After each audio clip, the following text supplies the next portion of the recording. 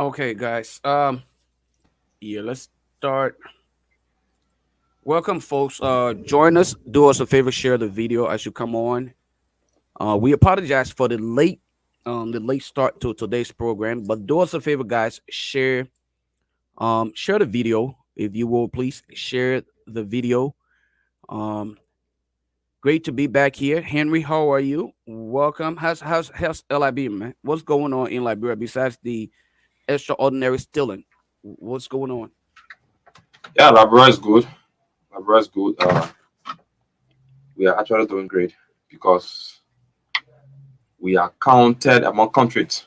There's no disasters, even though it is on the other hand, but we are doing good.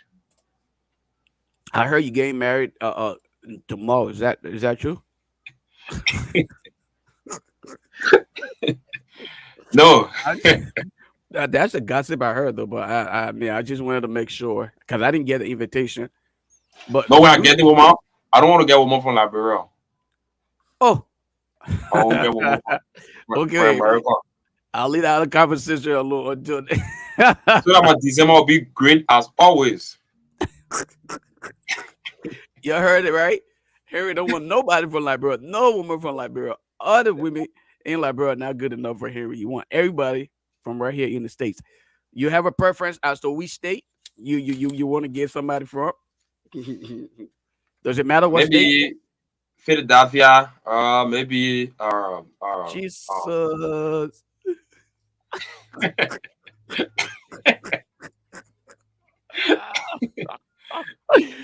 Yo, Harry wants to leave. Harry wants to leave from Liberia and go to little Liberia at the same time. yeah. But anyway, that's good. At least that's. I mean, you're very ambitious. That's good. You know, don't look under your feet. It's always good to look above. That's good to know. Now, in the politics or the political scene, though, what's going on in Liberia? What's going on with the politics? I heard Yeke Koluba had an interview today, and he went all out, exposed a lot of things that's happening. I guess some issue of corruption, an attempt to bribe him. But I'm just a little concerned. Hopefully, we can play that interview here today before the guys join us. I see a lot of our supporters are coming on. Bill St. Pay, welcome to the show. Christian Roberts, Christian, how you doing, boss man? It's Friday. Welcome to the show, Christian. Yamathro Kranga, welcome. Thank you for being here. George Yun, I knew somebody by this name, George Yun. I wonder if that's the same George from Madison, Wisconsin. Is this George Yun? Well, yeah, the name George sounds familiar. Back in the day when I was growing up in Madison, Wisconsin, I had a colleague over there who was called George Yun. Um, but he moved out of Madison. Christian Roberts again. Christian said, "Great to see you guys again." Christian, well, so what you want to do? So Christian asking you, Henry, what you trying to do? You just making sure you submit your application to make sure all of the beautiful women in Liberia, you live in all the beautiful women in Liberia, you want to come out here to Philadelphia to get women from Philadelphia. Shit, the kind of life. But anyway, it's good to be here. Welcome to the show. Thank you guys. Do us a favor, share the video, invite others. I'm watching John Saki Conan. John Saki Conan said, I'm watching from Atlantic City, New Jersey. Mr. Conan, welcome to the show. Thank you. Thank you for joining us. Guys, do us a favor, share this show. Yamato Kanga say, I got your attention, right? Oh, I guess you did. Yamato, you did get my attention. What did you say something? Um, I didn't say it. But anyway, yeah, you always got my attention, Yamato. I'm never I'm never in absence when it comes to the name Yamato. Mhm.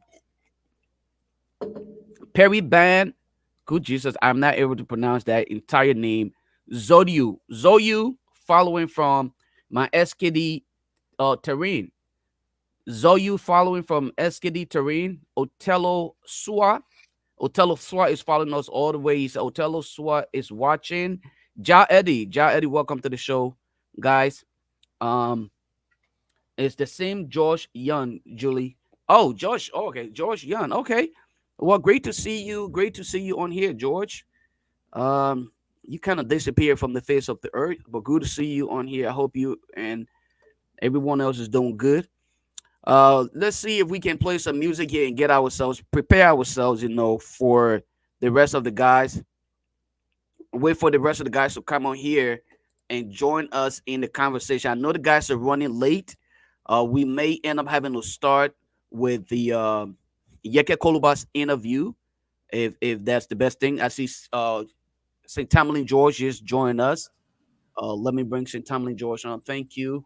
While St. Tomalin George is preparing himself for that, let us take this music right here that says, um, everything's up. Everything is going up.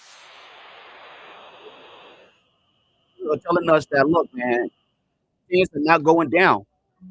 They are supposed to be going in the opposite direction. Liberians are complaining that the rice price is going up and everything else. But let us welcome folks. Do us a favor, share the video. Abraham Toure, welcome to the show. Just in time. Hey, Lofa. I have been waiting for our show. Happy weekend. Just in time, we say welcome to the show. Thank you for being here. Even the Let's food you begin want with eat. this track right here from the future Kolokwa. Everything is Cause let looking my you good. want drink. Uh, And the hook on just that. And that's a reference that you be up. Check it. Transportation that you ready up. Go. Check the fees that you be up. Oh. The country need a clean president. A God-fearing person with a Christian principle. Whether you rich or you poor, you not know book, it doesn't matter how you look. Hey, we not asking for presidential degree, like the one like they can't do the plenty of steady.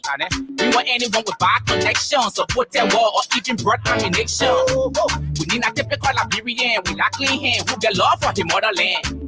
The belly, open your look, Krisha Gibson, welcome to the who show. want to vote for you kissy man, so you voting for kissy man. For what type of listen, bring it all our team by la skin.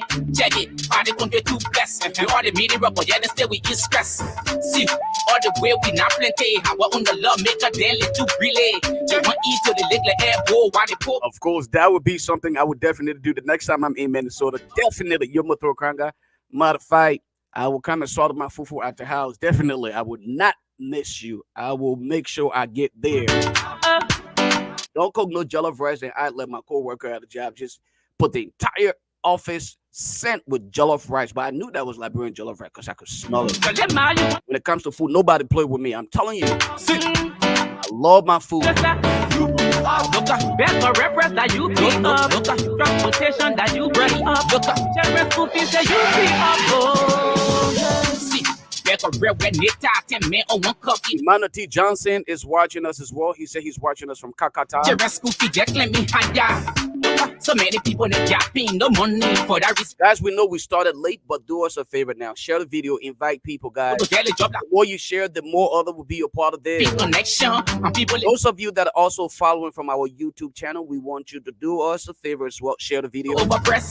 They or just play your part. the best. You go when they bring the goose and give it to us for her. The man Shintamani George is already in the building. Even right every day we are in the but they can never eat the man. The people never said in the suffering, they looking for their living, then they do a messy scene. There's so much every boss in Pangana. Look good medication, some of them class of care. I'm a parent salary can come on time. So before they want and they finish credit all around. Yo, every day they marking how I'm cool on my measure board. Let you see it on the ground. Thompson B. Ball says, I'm watching from Sydney, Australia. Welcome to the show, Thompson. Even the food you want eat. But let my you want drink. Everything is going up, folks. We don't have much time here. We're going to call it with the music, the day, and let's get into the conversation. Henry, man, I have this Yeke Kolubas interview or press conference. I don't know if you were opportune to have listened to what was discussed. Yeke Koluba revealed some shocking information. Did you listen to it? You're muted, boss man. Henry, you're muted.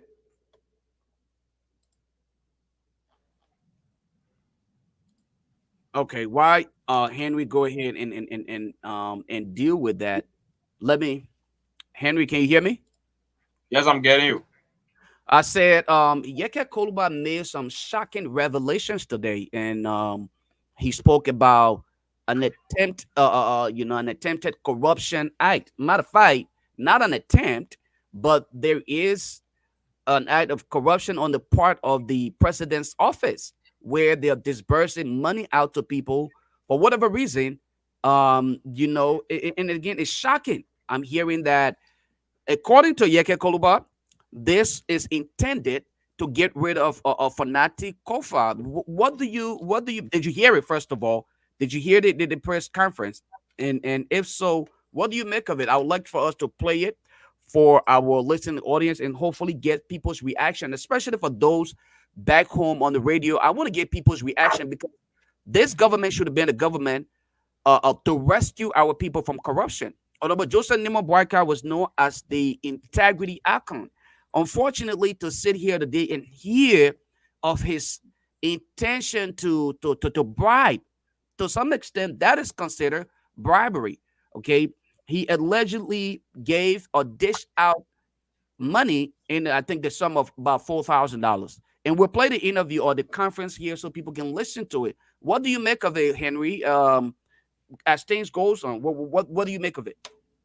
It will be very, very bad. It will be bad. It will be bad. And if for any reason you like even like open the call line here in Liberia, people that react to it in the bathroom because giving money to people that's out of corruption. And as you may be aware, this government, they said that they are not, they will not be the government of corruption. Rather, they will always stand firm to make sure, and that not to do it in their interest, but in the interest of the Liberian people. So that will be, it will not be on the right hand side actually. Wow. I can assure you that, and that will be very, very bad for this government. I can tell you that for sure. Well, and why it is true. This is very sad that these things are happening. But I don't think. Are you surprised, though, Henry, for the mere fact that these things are happening under the watchful eyes of President Boykai? Are you surprised? Yes, I am, because I never saw it coming. I felt this government could be a government that will live with transparency. So if I see it coming, then I see it happening. That's another thing. But I never thought of it. Wow, wow. Yeah. A lot of people are a little concerned about the fact that this is happening, and not only is it happening, but under the watchful eyes of an individual who declared himself the integrity icon. Okay, claimed to be Mr. Clean Hands under the presidency of President Joseph Boakai. Here we are listening. I mean, to these kind of things. I want to play the video. I think I just found it. Um, I think I found the video here. It would be fair for us to play it for our listening audience. Let them get a gist of what was discussed today. It's disturbing, and I must be honest with you guys. This is just I don't know whether I should describe it as unprecedented. But St. Tomalin, you in the back. If you're in the back, join us. Let's get into this. Can I send a clip to you? You have it? Yes, that means that. Yeah, go ahead, send it to me so I can play it. I'll go ahead and play it from here. Wanted Clock is asking about assets of declaration. Thus far, the transparency czar, the transparency icon in America is yet to declare and publish his assets. Something that I think every Liberian is asking of those who are in position to just do. Look, the issue of assets declaration should not be one of those things that should hold any public official down. I see how often people just gloss over these things and move on. And this is what in Americans' mind, this is going to be the same case where people will talk about it for a couple of days and then that's going to be it. But I know there are people like yourself, Christian Roberts, Wanted Clark, and other people who are in dire need of just maintaining what we speak of. You can't make promises to people and then don't live up to your promise. This is the case with Amara Conan. Amara Conan told the people he will declare and publish his assets. Up until today's date, we are yet to hear him declare and publish his assets. But these are the same people who will complain. Look, the issue of drug abuse in Liberia.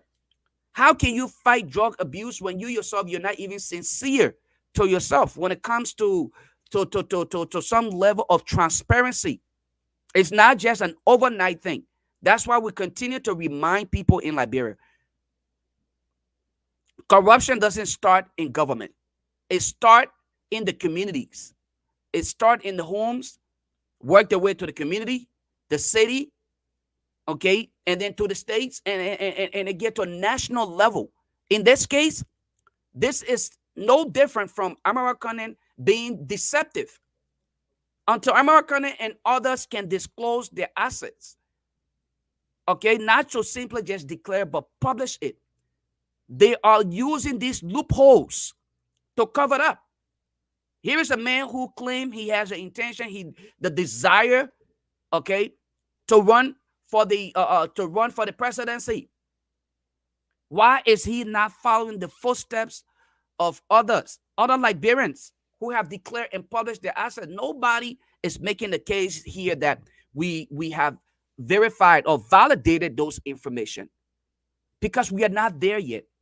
We are not at the point where we can verify those informations that are provided to the public. But we must start from somewhere. When we can get all 103 of these lawbreakers who refer to themselves as lawmakers, okay, to disclose their assets, like Honorable Musa Hassan Benedict did. Yes, I can refer to him going forward as honorable, because look, all of the accusations against him is no longer in existence from those who were accusing him, like Ben Sanvee said all the time. Those who seem to be clean hands are no longer willing to share with the public those claim money that they may have acquired. How? Because they're afraid. And that's why some of us have been challenging these individuals, those in government. Everybody run to government in Liberia because that is the rescue area. And these guys were very crafty in their idea of naming that entire process, the entire campaign, rescue mission, because they all needed to be rescued. It was about what can they get out of Liberia. It's not about Liberians. It was never about Liberians and being able to rescue the nation. If you were to conduct your own survey today, one would say, only 2 months. But only 2 months, we have had a lot of death in the country. Whether it is medical conditions, death based on fire, and I'm pretty darn sure there are deaths as a result of some kind of starvation. People are starving because the economy is hard. And this a group of people who's supposed to be the rescue train simply came to rescue themselves. You are employing people who are simply within your zone. You're giving them opportunity. You're giving people job not based on competence, but rather based on, what we'll consider partisanship. Those who campaign for you are the ones you're looking at. Those are the people you're considering for job. You're not looking at those competent individuals who can get it done. And after all the years of UP sitting on the side and criticizing and talking about CDC and all of their corrupt practices, guess what's happening? Same individuals who were claiming corruption, guess what today? They are more into corruption than you can ever imagine. They are heavily deep into corruption. How can we save a country? How can we save a country like Liberia if we don't have good leaders? We are not poor. Liberia, I challenge anybody, we are not a poor country.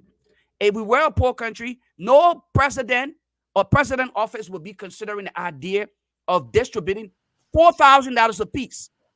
What if Yeke Koluba did not share this information on us? Let me welcome Mr. Tomalin George. I was just kind of filling in for him why he got himself together. But I think there are a lot of things to talk about. It is disturbing. It's disheartening. And that video right here, I think if Tomalin is okay with it, we'll play it. Yeah, go ahead. Play Lofa. All right. And let's hear what Yeke Koluba has to say. Good afternoon to our supporters. Good afternoon to Report District number 10. and the Liberian people. You know, we are struggling to make this country a better place. But instead, Joseph Boakai and his people, the young Kanga, the DeLong, the Prince, all of them have decided that the country will not be in peace.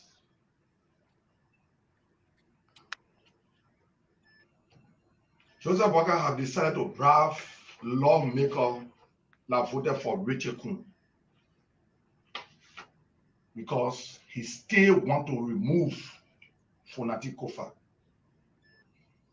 This morning, I received a call from Honorable Richard Kuhn telling me that Honorable Prince to have a coupon for me.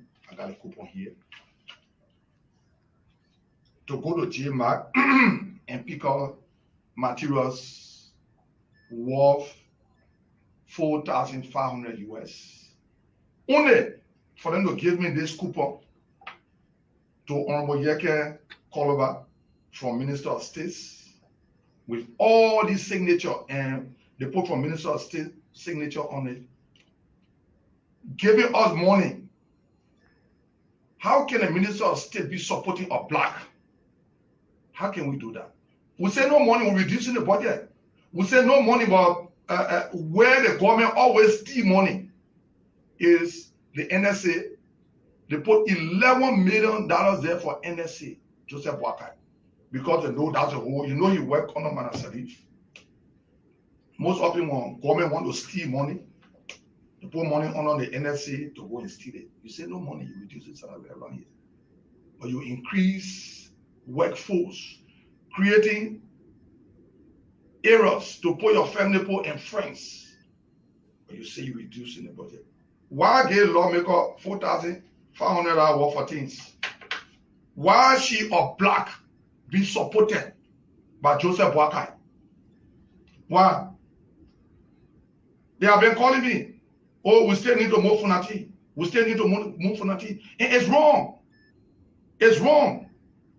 It's going to be on the Yaga page. You see here? You see here? This is the corruption we talk about. People say Joseph Boakai is not corrupt. People say, oh, the old man are good man. He's not corrupt. Joseph Boakai is real corrupt. Why give me something, coupon, to go to JMA to go and pick up 4,500 US worth of material? For what? Why you want to bribe me to move Funati Kofa? I voted for Richard Kuhn. I'm not voted for Funati. But Joseph Boakai, you can never get my support to move Funati. They'll be very firm with you. And this coupon you gave me, you see here? 4,500 US dollars. It will be clear on the Yeke page, the Yeke TV page. Why Joseph Boakai want to fight for Funati Kofa? You're not already able to structure your own government. You want to fight a speaker that you can't remove. And I'm going to tell you what to Funati. I'm going to turn it over to him with my name on it. They say it's for people that voted for Richard Kuhn Black. So Richard Kuhn Black now is being supported by Minister of State. The president said no money, but Minister of State got 4,500 US to spend on one lawmaker because he still want to remove Funati Kofa. We say it's wrong. Joseph Boakai, you're stealing, you want to do your corruption thing, you want to do, you're not going to get me involved with it. I will not get involved with your stealing business. The Liberian people say you clean, but you are clean, now reduce the budget, say no money, you give me up to 40 lawmakers, 4,500 US. Minister of State. Who control Minister of State? The president control Minister of State. You know, when we say so many things, people don't look at it. We have been saying, just yesterday on the radio, I just received the thing today. I sent the woman from my office to go and sign for it from Honorable Prince To's office. Bribing me to be somewhere. I want to vote, I'll vote on my own. You didn't pay me to vote for Richard Kuhn. Why you want to bribe me now? Because you still want to move Funati Kofa. And every day I tell Funati, I say, the people want to move you. You icing me hotel for nothing. I said, Joseph Walker still want to move you. But you know, Joseph Walker, in the one, you not get my support. If the Lord try and see. To make the press conference juicy, cut the laugh or let go downstairs. We'll make it. Okay, guys, I think that's the first portion of it. So, but the gist of it is the fact that I think What I call about the president 4,500 US. Joseph Walker, you want me in your corruption business? You want me getting? the president Good afternoon attempting to bribe the representative. Tomalin, what do you make of this, man? I was really hoping that we will give people the chance back home to get people's reaction, you know, like open up the phone line, like give people reaction to this. But anyway, what do you make of it? You're muted. First of all, it's good to be back on the closing argument. You know, I've been trying to, I've been calling the Minister of State, Sylvester Grisby. Okay. I sent him a message. I've been trying to call him, and I'm not getting him. But what happened is what we call bribery, and bribery on our law is an impeachable offense. So, hoping because the ministry, first of all, why are you when was the last time the Ministry of State bought furniture for lawmakers? When was the last time it happened? You ditching out for the $500 to lawmakers. Almost if you give it all 73, or even if you give it to 40, you're talking about $180,000. You give it all 73, you're talking about $328,000. $328,500 you dishing out, and because they cannot justify why the Ministry of State giving lawmakers a coupon, giving them check. There's no justification for that. It's not a place. They have three separate branches of government. Okay, you have the Ministry of State falls under the executive branch. So if anything, that should come from the leadership of the House, not the Minister of State, but the Minister of State, Ambassador Sylvester Grisby, who should know better. He served in previous government, President Salih's government, and now he's ditching out for the $500 to lawmakers to buy them furniture. If that's not bribery, I don't know what to call it. But I can say this though: today, when that news broke up, people always are reaching the U.S. Capitol, telling them, well, take an eye on Liberia.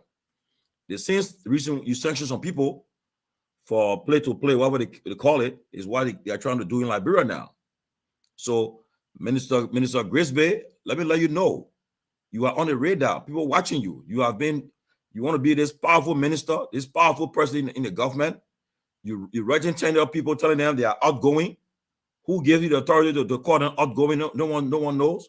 But you started to be this powerful person, sitting in the executive mansion. You and the legal advisor to the president, Bujuben Keita, interfering with tenure positions, giving people instructions to do things out of the ordinary. Well, we got news for you. What happened? So is considered bribery, and people are watching you, and people are making representation. Now, Yeke also said, if you listen to the interview, I've been trying to get who of Yeke also too. So Tomalin, quickly, let me just say quickly. I just reached out to Prince Toll, and Prince Toll, who actually, according to Yeke, he received the money from his office, and I gave him the opportunity to come on and speak to this, but he said he would not give Yeke the audience that he seeks. Okay, he's not going to listen to Yeke in front of me. He's not going to speak to that. He said what Yeke is saying is not factual, and I'll give him the opportunity to come out here and speak to it. But he said no. He said he would not do that. He's not coming on here. So Prince Stoll and I we just got off the phone from district number 8. It's not strange. Prince Stoll, he supported the don't forget. I think Delon then supported him, and Okay. he's to put their boycott. So they obviously all the guys are broke. Most of them are broke. So as you expect them to refuse money, now they expect them to get 7,000 next week again. He So hung up all the on me. guys are He hung broke. up on. He hung up on me and Yeah. talking about. But I don't He's in people a like that. meeting. I In don't a even give conference. them because I know you. I expect nothing to come out of him because he will defend. Because other guys are broke on a weekend. They're giving them $4,500. You think they're gonna let it go? I mean, we like broke people and put them in the House and the Senate. That's what we get from all of it. And the Liberian people, you know, whenever we talk about this, they say, "Oh, you guys are vexed. You guys jealous." I can tell them, my direct deposit is in my account. It's in my account. So you guys think I mean, George Weah, who your President we asked me to say I should come home to go home to work as the president. My kids are in high school. I want to go to college before I come to Liberia. So it's not about Liberian government jobs. Don't let our friends who left the US and in Liberia fool you telling you say they were making 6 figures in Liberia. They are not there for nothing but just to go and get their hands in the cookie jar. But just watch it. As soon as the budget passed, most of our friends then you hear them involving in corruption. You hear them. We'll talk about that on this very platform. But look, Kev, Kev, you can join me, man. Look, this what happened what happened today is nothing about bribery. But I can tell you this. I talked to some lawmakers. They said, look, Chachi, some of that money, that free money will eat our money. But the issue about removing Fonati is a joke. It's not even on the surface. So that's something I said we'll talk about it still, but it's a joke. You're not going to remove Fonati, the speaker. And Joe Boyka might understand he's not Ellen Jones to leave. When Ellen did it to Erin Snow and Alex Tyler, Ellen had about 18,000 foreign troops on the ground. But Joe Boyka, you don't have security in our country. You don't want to plunge the country into chaos. You as Sylvester Grisby got to come to terms and understand that you guys won election by 50.6% of the vote. We have 49.3%.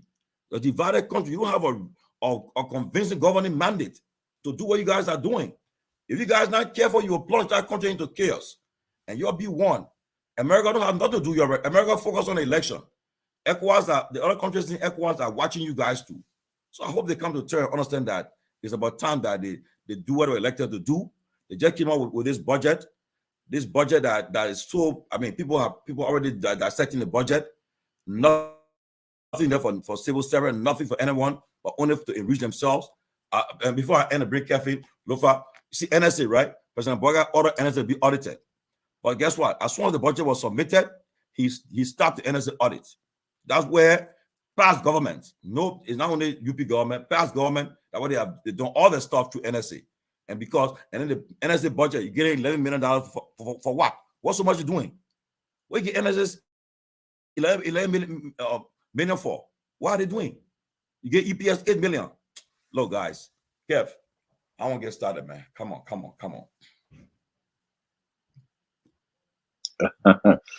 Well, Tomalin, I can say this to you, my brother. I said it the other day on this platform that the peace that we enjoy, the Liberia that you knew under George Manuel Weah, will be no more, and because folks who sometimes don't think they use biasness to judge may not see it, may not want to admit, but Prince can say whatever he wants to say. The video there that you can verify that whatever they call it, the slip, the coupon to the Lebanese guy.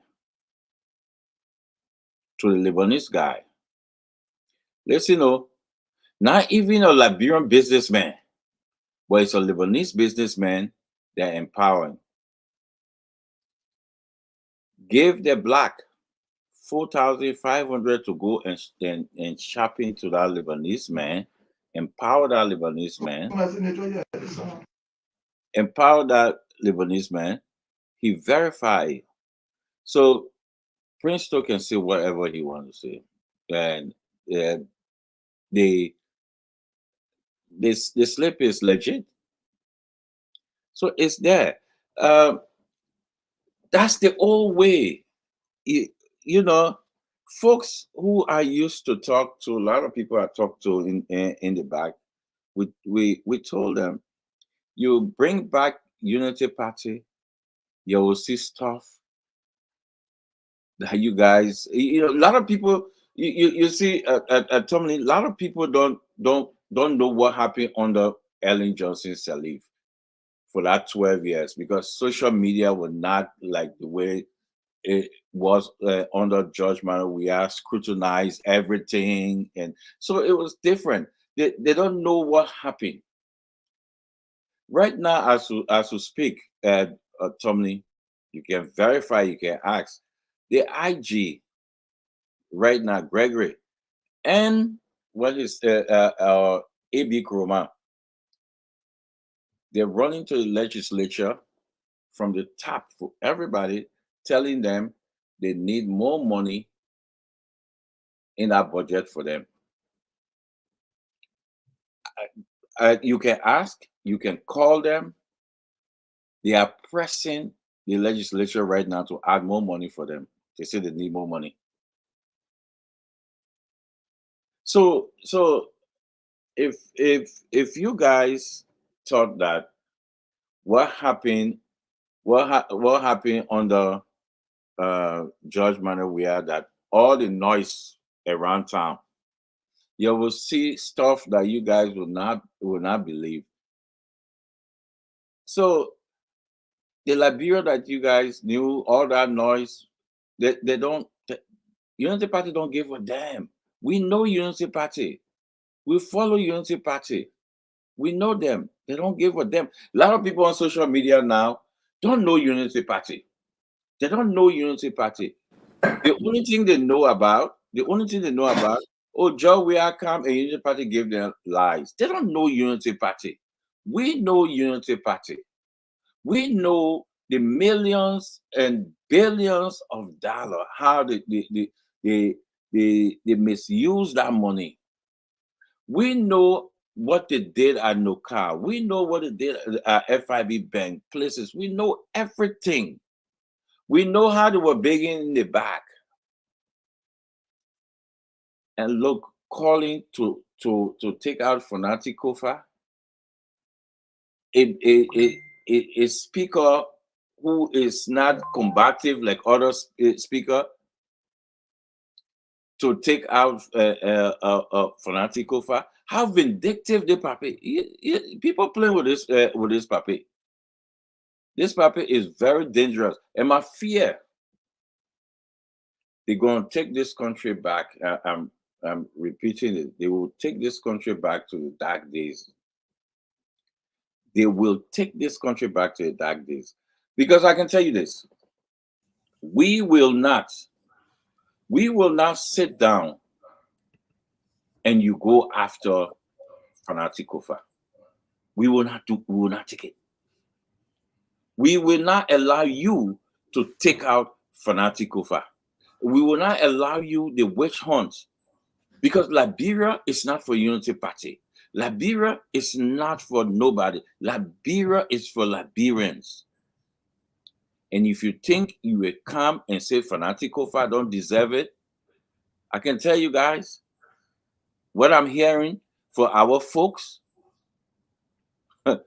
we will not take it. I rest for now. We will not take it.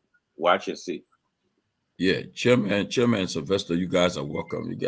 But look, you guys know what happened in the trending news about this. Yeke had a press conference today, and he reviewed about this check that was given to them. First of all, the question is, why is the Ministry of State giving check to lawmakers? Why? Well, I mean, they are not part of the executive branch. So then Prince Tour is trying to say he won't give credence to Yeke. But look, the guy who they just elected, the guy who they just was leave that Prince. I mean, I'm not saying here's like I said, I just don't even call that Prince Tour, man. Why you were talking, right? Yeah, the guy who's look, I want you to play that part, my brother, before the rest to come in and see how you can verify. Which part? Oh, can you? Okay, let me find it. Yeah, but why you find it? Okay. Yeah, people can come in and Chairman can come in. Okay. You know, This is So sad. who's coming in, Pee-wee or me? Yeah, guys, go ahead. Go ahead. Yeah, Peabody can come in. Okay. Thank you. I think learning from I past sent to you, history, Lofa is senior. learning, Kiwi, learning, is learn- senior. learning from past Doctor. history or past issue about the same legislative process. This interview I listened to from Yeke tries to remind me of 2006, and I can vividly recall the process started when representative from Bon County, Sam, I just slipping his last name, Samuel, I just slipping his last name. He came up for, he said, they called us to sign for $5,000. There was an LBS interview. Samuel Bono, Representative Samuel Bono. He was the first representative I aligned on the process. They signed over $5,000. And of course, what he aligned at the time, but shockingly, he went back and supported the plot to get rid of Speaker Snow at the time. But he blew the alarm. Representative Samuel Bono blew the alarm that the executive mansion was issuing them $5,000 to remove, to dethrone Speaker Snow at the time. But again, he was part of the same clique of individuals that eventually got rid of the speaker. But yet, what I'm saying here is something that we need to take very seriously. And I don't think this should be part of our body politics. We are a constitutional democracy. And the reason why Liberia is a constitutional democracy is because we allow individuals to contest in the free space for positions. Mr. Speaker, Fonanti Jonathan Kofa contested to be Speaker of the House of Representatives. The laws provide for that. He won democratically.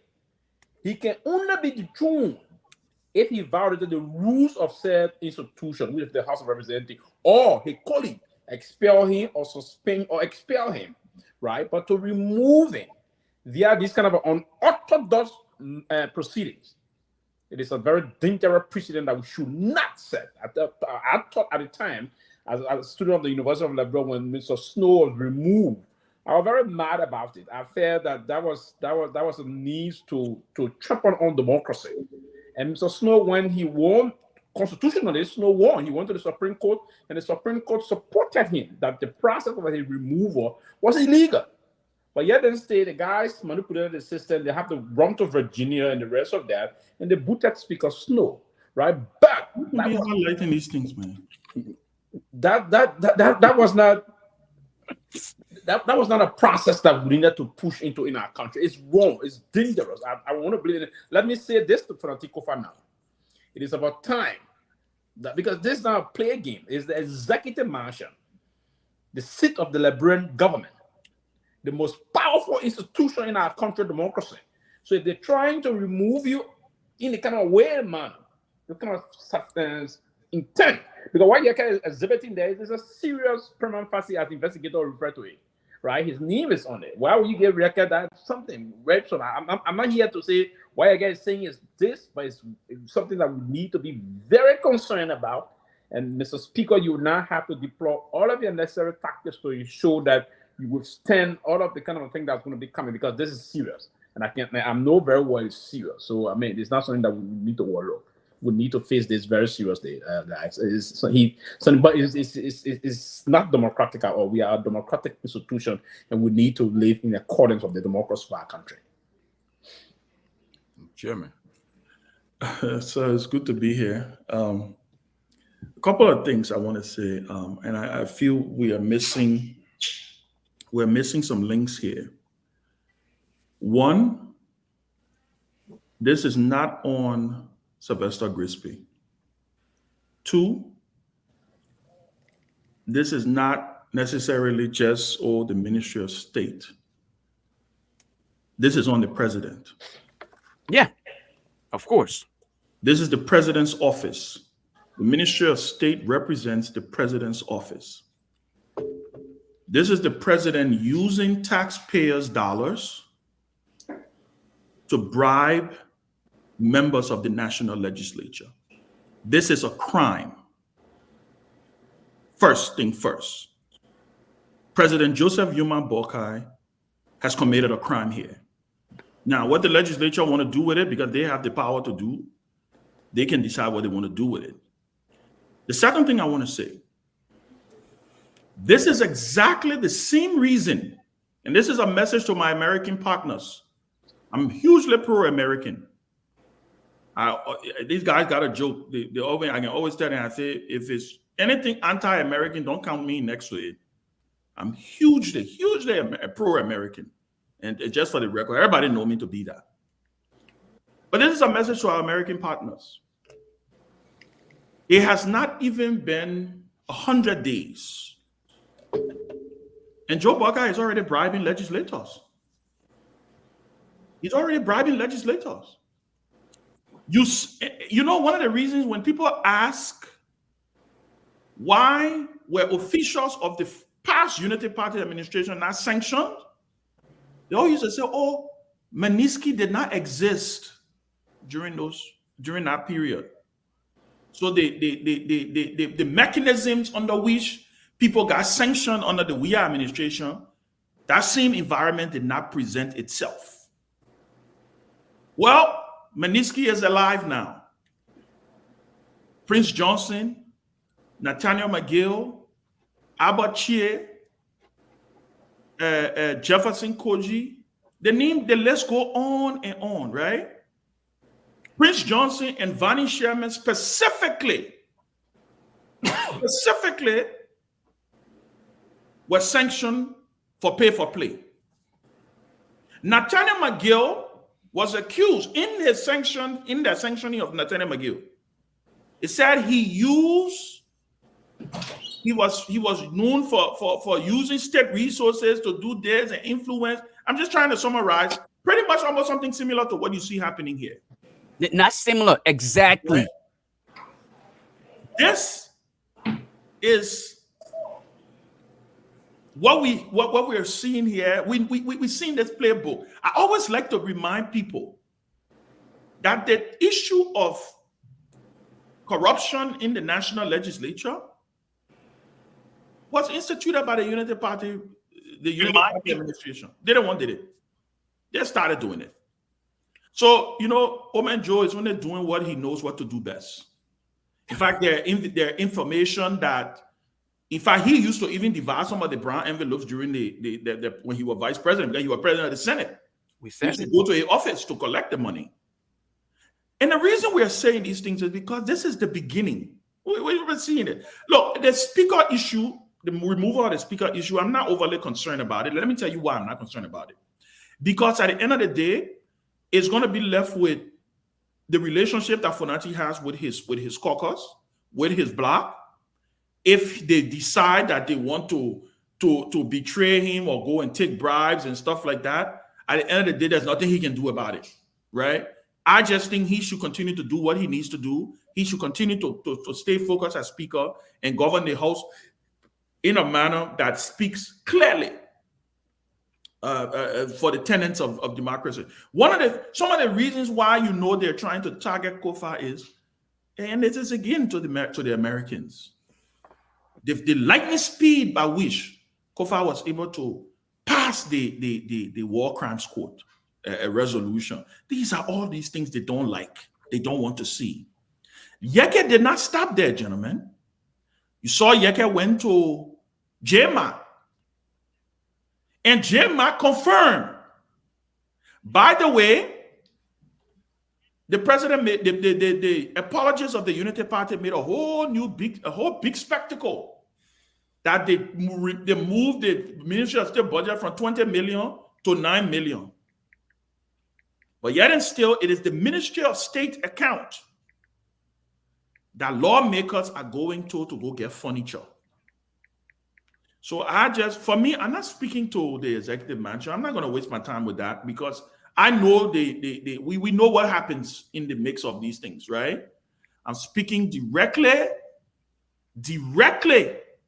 to the Americans because America holds significant sway in our politics. In fact, I will be writing members of Congress. I already sent over the Yeke Koluba tape to Representative Chris Smith to members of the African subcommittee. I sent all of that over. I sent an email today to the embassy of the U.S. embassy in Monrovia to just alert them, because we're not going to have one standard for another government and another standard for another government, because at the end of the day, we know they mean well for our country. Corruption, the issue of corruption and bribery, these things are threat to U.S. policy, because President Biden has said it is a cornerstone. The issue of fighting corruption is a cornerstone of U.S. foreign policy. This is disturbing. The Ministry of State, headed by the minister and with the instruction of the president, because the president is aware of this. Nobody should try to take the president out of this thing. He's aware of this. 100 and something $1,000, because they say there are 40 lawmakers, right? When you add the numbers together, that's more money. So I just want to say that I hope our American friends are watching. I know they follow this platform very well. I hope they're watching. I hope they're documenting this. This is how it starts. This is pure pay for play. Trying to influence the national legislature. And to those legislators who could not do what Yeke did, shame on you, because you know what? You are supposed to be the one holding the government accountable. Supposed to be the one holding it. If you're going to go get furniture, you know, that's what Tomalin said. When you elect a bunch of people who don't even know where they're coming from and where they're going, they get moved by furniture. Can you imagine? What an insult. What an insult to the first branch of government. To men and women who call themselves honorable. What an insult. Oh, y'all come for coupon and y'all go get furniture. Y'all come for coupon, y'all go get furniture. Oh, by the way, $4,500 coupon. Y'all go to jail, my go collect your furniture then they pass it around, they say they are honorables. Shame on y'all. So let me just say this. Prince Stowe is texting me back and forth. I will respond to him. It's my hope that independent people like you talk about it, because they also got okay. I was also trying to get the view of Honorable. Well, Akara's great to also come on here. I was trying to get the couple other lawmakers I'm trying to reach out to get their view, because they're the one the people, put in that position to represent them. And you see the reason why some of us are very critical of some of these guys, and people think that it's personal. Some of them think that, oh, you have political ambition. You're trying to print yourself, like somebody said. Matter of fact, let me not say somebody said. Like my very own friend Darius DeLone, he claimed that my consistent approach or request for transparency and integrity at the government level is because I have a political ambition. That is the mindset of some of these people. And that's the reason why today when I hear Yeke Koluba talk about DeLone's desire to now run away from Musarado County, to go and run for the Senate in Grand Bassa County, I'm not surprised. Look, these people that we are electing, it's unfortunate that our society, to some extent, is so gullible that we will give into just any Tom, Dick, and Harry to say, come and serve in this capacity. We are not investing time in trying to acquire the best and the best among us with desire for transformation. Instead, we are simply just bringing any and everybody on to say, look, come and be a part of the process. This is the easiest way out. And this is part of the reason why a lot of the young people in Liberia today see no reason to get into science and math. They see no reason to get into other areas that they can become professionals and work in the private sector, because the likes of those who are in government today are heavily benefiting from the corrupt practices. And as a result of this, our country continues to go down. There is a reel on Facebook that spoke to corruption. There's a guy from Dubai who was asked and compared in comparison to Nigeria? Why is it that Dubai is heavily developed as compared to Nigeria? And he simply said, because our leaders are not as corrupt as those from Africa. And if I were to compare Nigeria with that of Liberia, why is it that we appear as though we are still in the 20th century, we're far behind? Okay, guess what? It is so sickening because people we have given opportunities to don't see it. Look at Honorable Boycott today. Is this a man you would ever think you will hear anything about corruption from? It is so sickening and it's embarrassing. Anybody who supported Honorable Boycott for the presidency, you should be ashamed of your darn selves. You should be ashamed of yourselves. Look at what is happening. There should have been a man to come and fight corruption. Lofa, you get that video ready? Yeah, I got a video ready. Play your video again. The one to the Lebanese guy. The one he was at the Lebanese man's Yeah. court. And he didn't go to Lofa County to do it. Though. He went to a Lebanese man. Again, the Lebanese man is from Grand Bassa County because you only know him. Nonsense. A Delon.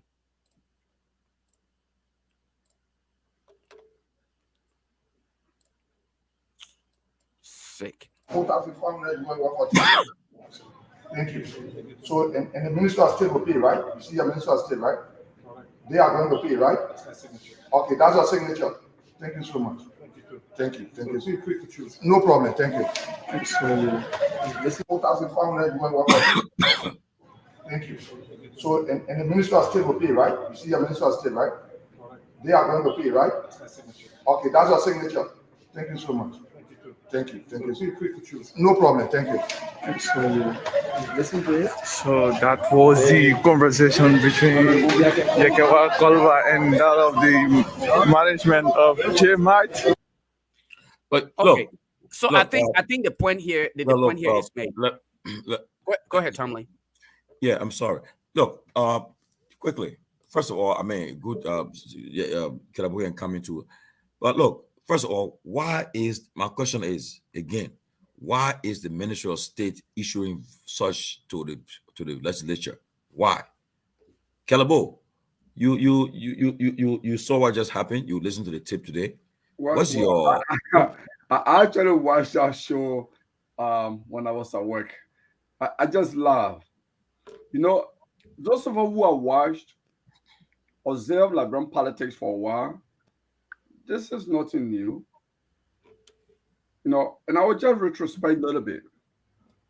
You know, when the PRC took over, there are many hypotheses why the PRC failed. Not that Doe and his lieutenants didn't have good intention, but they have nothing good to learn from in the past. The only thing they knew, they were all trained a government that was very corrupt. And the past officials got wealthy out of government pocket or budget, not by investing in private sector, by stealing from budget. So Doe and his lieutenant did the same thing. L.M. Johnson Sally, being a product of that, became president. Her government amplified that. In fact, she extended the legislative bribery scheme. We saw, look, if you watch what is starting today, Tomalin, I told you guys a few months ago that it's the thing of Ben, I made that analysis to you, that it's a matter of time for Nanti Kofa will be removed. Because it's exactly what Ellen Snow went through. There is this mindset that the executive must have absolute loyalty of the legislature. And that's the history of Liberia. We have nothing new to learn from. We have not had a moment where the executive, they allowed the legislature to be independent, including the judiciary to be independent. We never had that. If you try that, the executive will do everything possible to remove you. Until we change it, until we put people in the executive mansion who are committed to the principle of separation of powers. Until we reach that level, we're going to have this kind of charade here. We're going to have a repeat of that. So for me, it's nothing new. I just laugh. Part of the issue we have is, Tomalin, we don't even know in Liberia how do we define success. This is a country that has different definition of what success is. So what we consider success by a government may just be a failure in many measures, in many respects. We are beginning to see this. I've been listening to different conversations from people who are on the other side, who thought everything would be rosy. Everything would start clean from the beginning and move forward.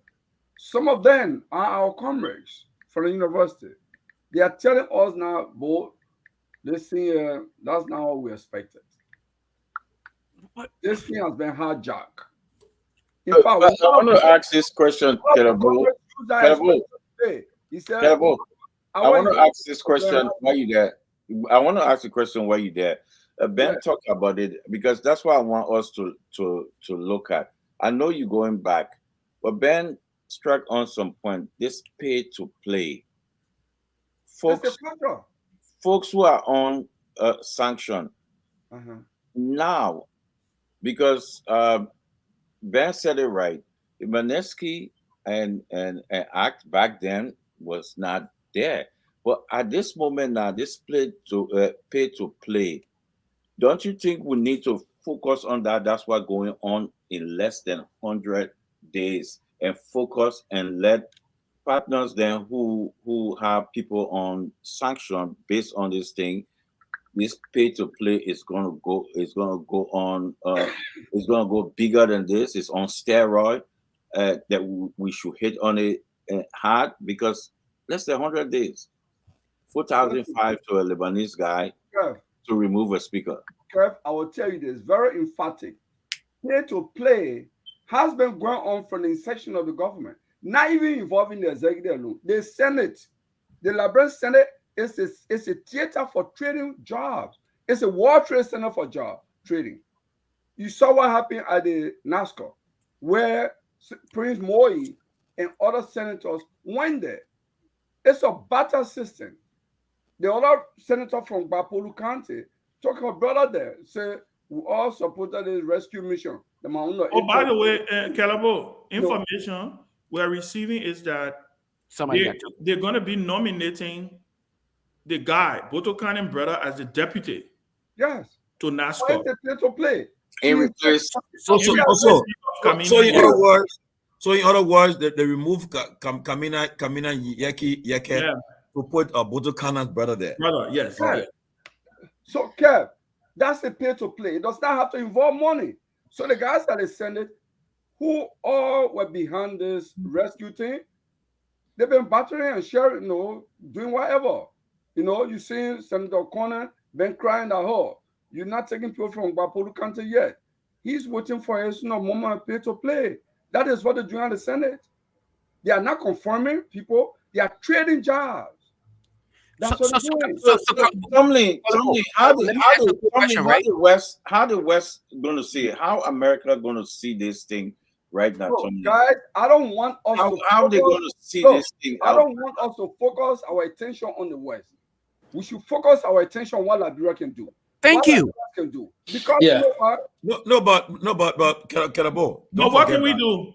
Because all the time, quickly, Kev asked a very important question, right? The West, we shake until America. Exactly, and that's the society we are. We are seeing it because right now, Joe Biden and his administration, they are doing things with all regards with the law. They're doing everything they can do to first of all, the country is divided. Now, let's wait a minute. The country is divided. What they have been doing recent times, provoking the opposition, provoking them.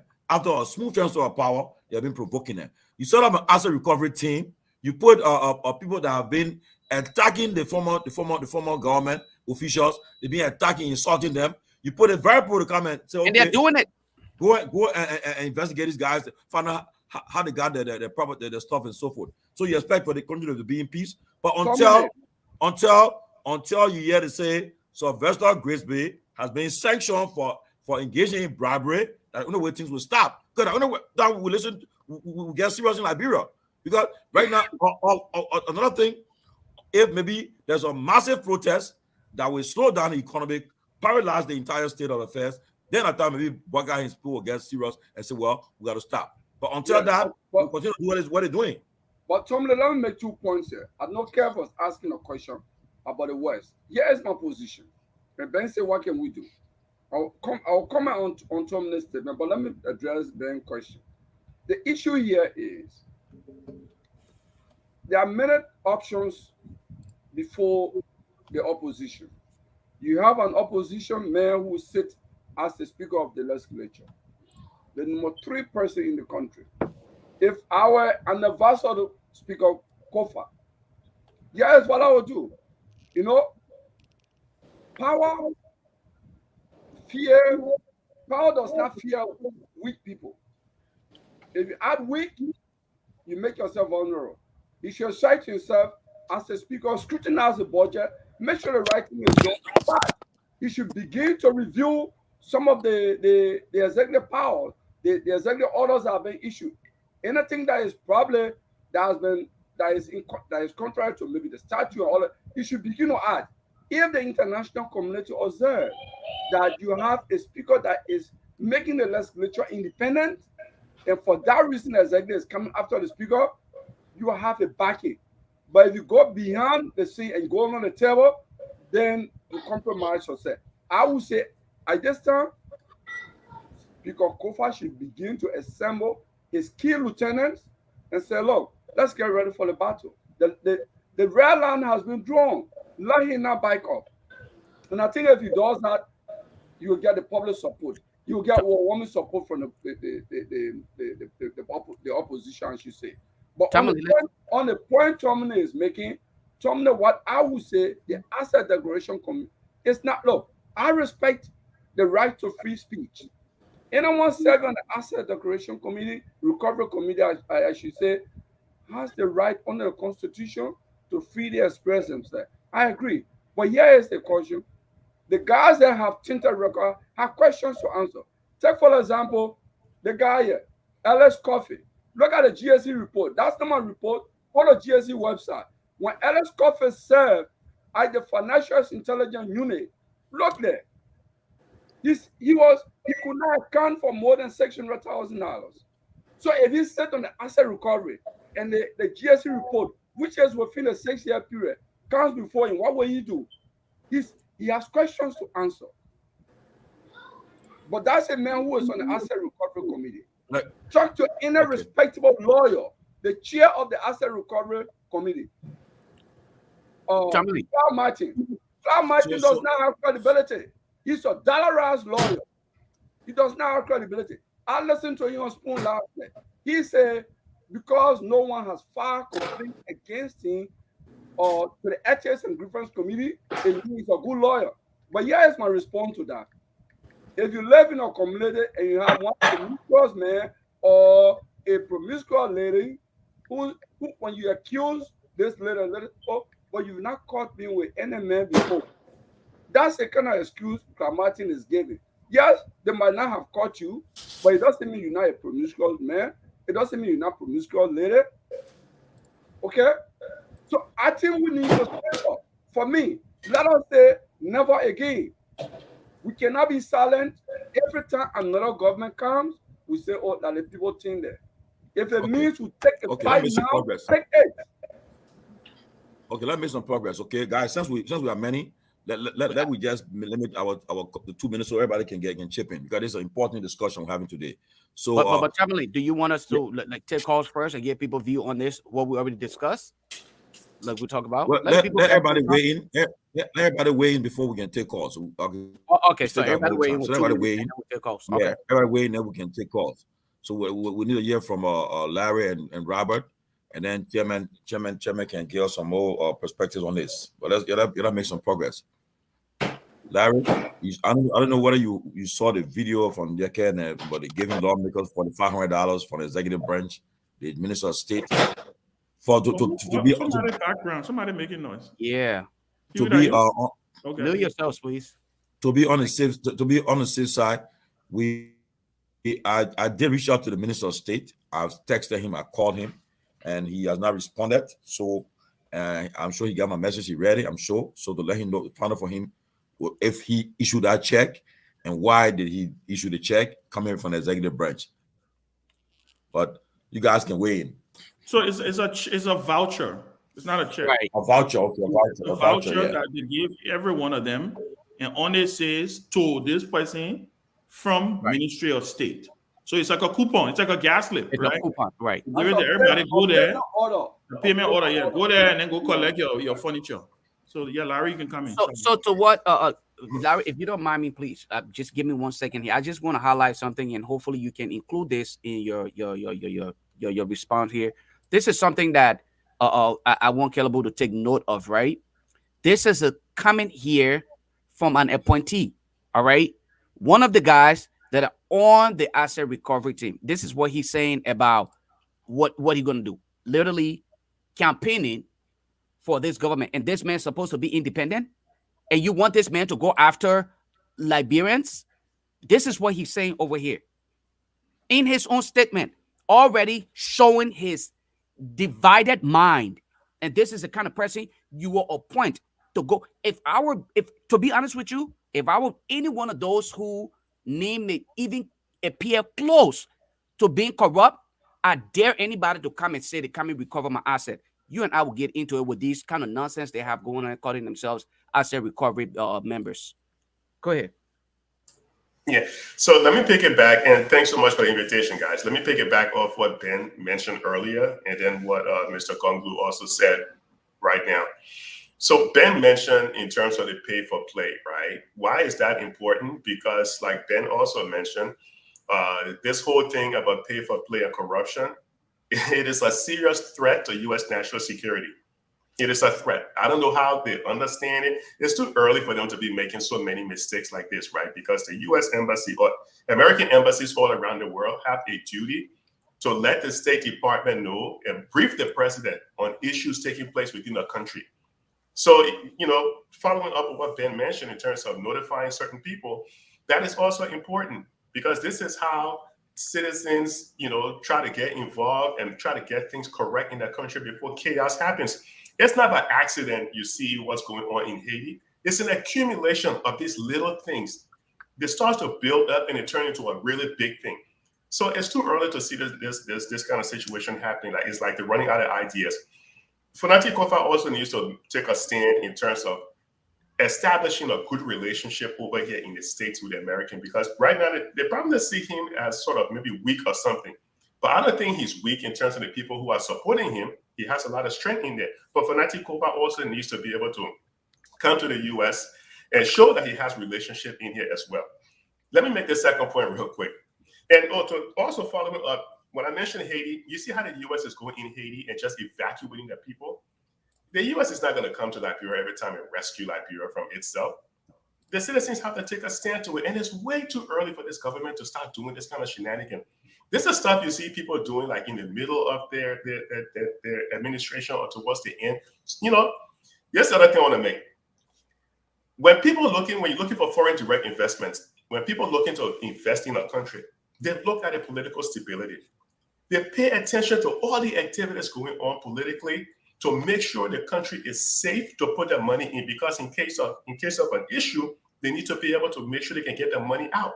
This is one reason why the guy who is doing the HPX deal, he purchased political insurance from the World Bank because he knows that whole region is not stable. Where he's doing his business between Guinea and Liberia, he purchased political insurance in the tune of over 200 million. So when you're doing these things, you may think it's at a local level, but no. That information is being fed to the one government that is going to be giving you a lot of money. How can you say, and it was discussed on this show here, I believe on Wednesday or on Monday, how can you say you want to set yourself up to win the Millennium Challenge Corporation grant or compact if something like this is one of the key elements to look at in the NCC compact? Thank you. So this can affect that but one. Tommy, you don't want to come and get the money for MCC, and you are talking. I told you. Absolutely, Tomalin, because one of the reasons send a video. In fact, to the MCC compact people there. And let me tell you, Ben, you can send it to. I'm sending it to everybody. Ben, let me tell you who you should send it to, because this is the group that the MCC talk to, and they get influence and this is why President Weah was catching hell. Freedom House.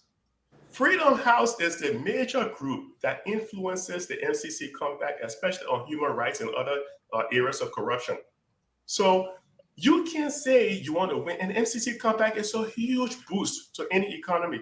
You can't say you want to win the MCC Compact if you don't put in place a strategy to show people that you're not doing pay for play. You're not threatening the Speaker of your House. You're not doing all of these shenanigans. And look, a voucher is the equivalent of money. Because anything that is tangible that can be converted to money easily, that voucher, that's what it is. So you're actually giving people money in order for them to do your bidding. Where does the Minister of State get money from in his budget to do that nonsense? It means that we need to cut his budget even more. That's what he's signaling, you know. But let me swing it back over, man. It's way too early for them to be making any kind of mistakes. Yeah, Robert, we're in on that stuff. But Ben, I just got a message.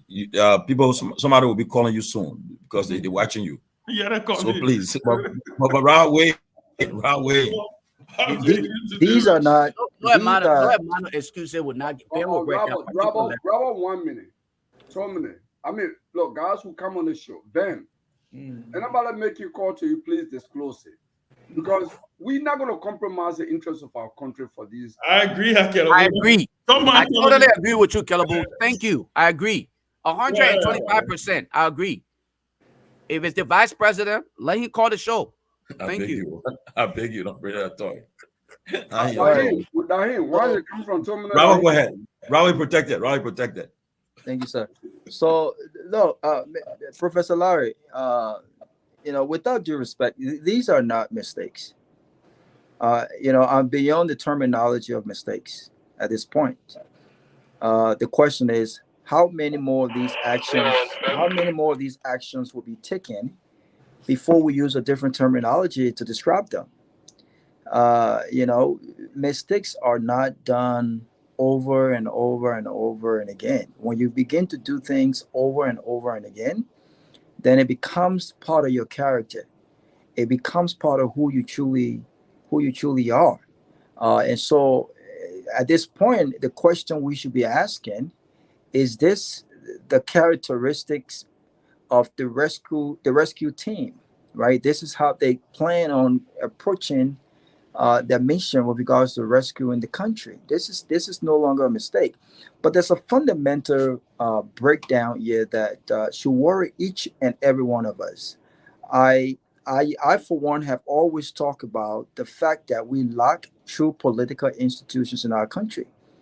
The fact that you have the House, for instance, from all indications from the last elections, being controlled by the opposition, CDC, we should not be talking about the executive, the enormous power unnecessarily given to the executive branch of government to be able to go after the Speaker of the House. If these three branches of government were functioning independently as they should, there should be no reason why the executive branch of government will have any power to single-handedly influence the dismissal of the Speaker of the House, especially when he's doing the right thing, which is to check and balance the executive branch of government. This speaks to the fundamental breakdown in our political structure. And this has proved to be true, that we do not have serious political institutions in our country that are centered around values and just core values, things that people fundamentally believe in. This is the reason why that I have refused to be a part of just a part of a political club. This is the problem.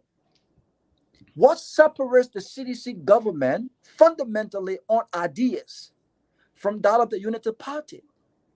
What separates the ANC from the two parties that have been back and forth in our elections? I want to be a part of an institution where we can discuss the ideas. When we talk about the Democratic parties, There are significant distinction on ideas, on policies that separate these parties, and people talk about it. Supporters talk about it. You talk about the rights to women, women's body, right? We talk about guns control. We talk about universal health care. We talk about the size of government, right? We talk about programs, social programs. Republicans think that Democrats are very lazy. They believe in handouts. They don't believe in success in corporate businesses and things. These are serious issues that affect our own lives in this country. What separates those parties in Liberia? This is the reason why you have a guy like Prince Johnson who could easily leave one political party he supported in a presidential election and go to the next because he's going for the higher bidder. This is a fundamental problem that we must address as intellectuals and serious-minded Liberians. This is a problem. You have the House of Representatives that is predominated by seditionists, and you're talking about the executive mansion giving out vouchers? You kidding me? This will happen under the watch of a Democratic Party rule by the House of Representatives or the Senate? That any of the presidents will have any kind of this much of a power? This is a serious problem that we must address. And so I don't care about what Konati Kofa does to come to the U.S. and connect with people here. My problem is what kind of authority he has in the House of Representatives under the umbrella of the opposition bunch. These guys should be ashamed of themselves. You should stand up. You are doing the right thing. You don't have to need my support. Seek the support of your partisans in the House of Representatives. There's no loyalty, Robert. There's no loyalty in that group. But apart from the loyalty, Professor, we're talking about some serious issue here. We are lacking men and women of character here. We're lacking men and women of principle here. We're lacking men and women who do not believe in the principle of partisanship, and beyond that, they don't believe in the principle of being patriotic Liberian citizens. What's right is right, and what's wrong is wrong, irrespective of what party you are affiliated with. And so the fact that the executive branch of government have this much of a power when it comes to financial control, that in as much as these guys make so much money on the backs and the detriment of poor Liberians, that they're easily maneuver to support what's wrong for their own belly, it speaks to what we are dealing with there. So when Liberians talk about the two parties that have dominated our political landscape for all these years, how does your support, how all of these issues, job creation, corruption, all of these issues, how do they really address this issue from a political party perspective, from a partisanship perspective? This is the reason we got boys and girls running all over the place doing munya and sour and all this nonsense. We should stop this stuff. You should grow some balls. We need to start pointing out who are those citizens in the House of Representatives that will go against the party rule and what the party stands for. We need a divided government. We need an executive branch that function per the constitutional authority, and a legislative branch that will hold the executive branch accountable, and a judicial branch that will uphold the constitutional law of our country. This nonsense must stop. Thank you. Okay. So let's take the call. Well, let me say something quickly, please. Couple of things we want to bring into context, and Robert, I appreciate your passion, but a couple of things I want us to stay in context of the fact that what Yeke also said, right? That these lawmakers necessarily were the people who were originally in the bloc that voted for Richard Cohen. Right. These people were not in Fonati's bloc. This purse or this gift or whatever we want to call it was giving out to their bloc, right? People who voted for Richard Cohen. So I'm not sure, and the reason I'm bringing it up is it's a kid. Wow. The reason I'm bringing it up is because I want to be sure, Robert. We can only see your hand. What's going on with you? Oh, okay. The reason I'm bringing it up is because I don't want us to, look, there are a few of them in there who I'm already hearing from, and they are saying they're going to be issuing a strong statement on Monday. This is going to be a huge issue debated on the floor when they get back, I think they're on recess or something, right? If I'm not mistaken, or they're still open or something like that. No, they are on recess. They're on recess, right? But I understand that they are Okay, meeting. I understand Yeah, they're May meeting. Yeah, I understand they're meeting. The block is meeting. The speaker block is meeting to look at this issue. But like I said before, this is bribery. This is bribery. The president is complicit in this bribery. The money, the voucher or whatever coupon or whatever that we're talking about here is coming and it's being built and it's being sponsored by the executive mansion. When it says Ministry of State is where the president's office is. So I know it's important that people, we want to take, sometimes we have a tendency where we take the top off and we blame the bottom. No, the buck stopped with the president. When President Joe Boyka campaigned, he campaigned against things like this. In fact, he threw his own government that he was vice president in under the bus many times. He talked about the fact that they squandered opportunities. He talked about the fact that implementation. He talked about the fact that when they went to cabinet meetings, all they did was they did PowerPoint presentation. He talked about the fact where a legislature was not independent. Look, we cannot sugarcoat this. And that's why I said, and I will continue to say, I have sent, and I'm going to continue to spread this thing around. I'm sending it all to partners. Thank you for telling me about Freedom House, Larry Kennedy. Because you know why? Why is important?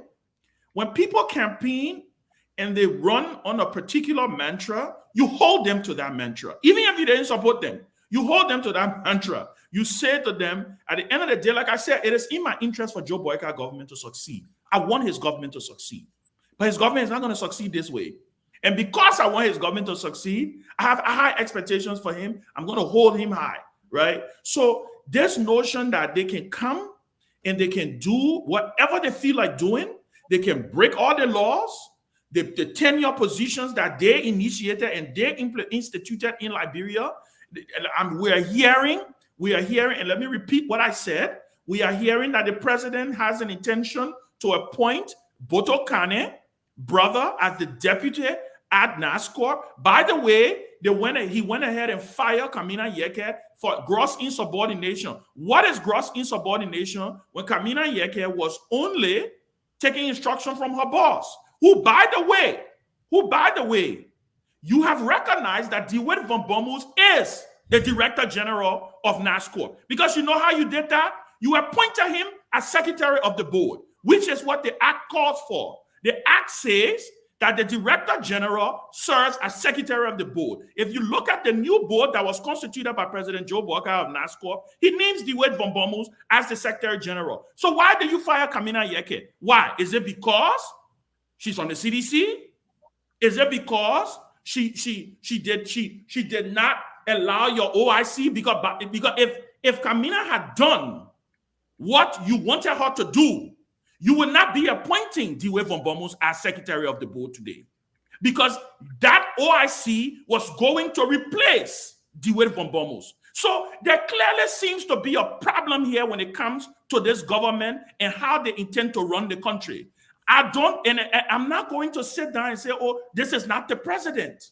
This is the president. Now, I think we have a hearing on Tuesday from the Supreme Court when it comes to the issue of the tenure. This is going to be my last talk on this, right? My last talk for this period.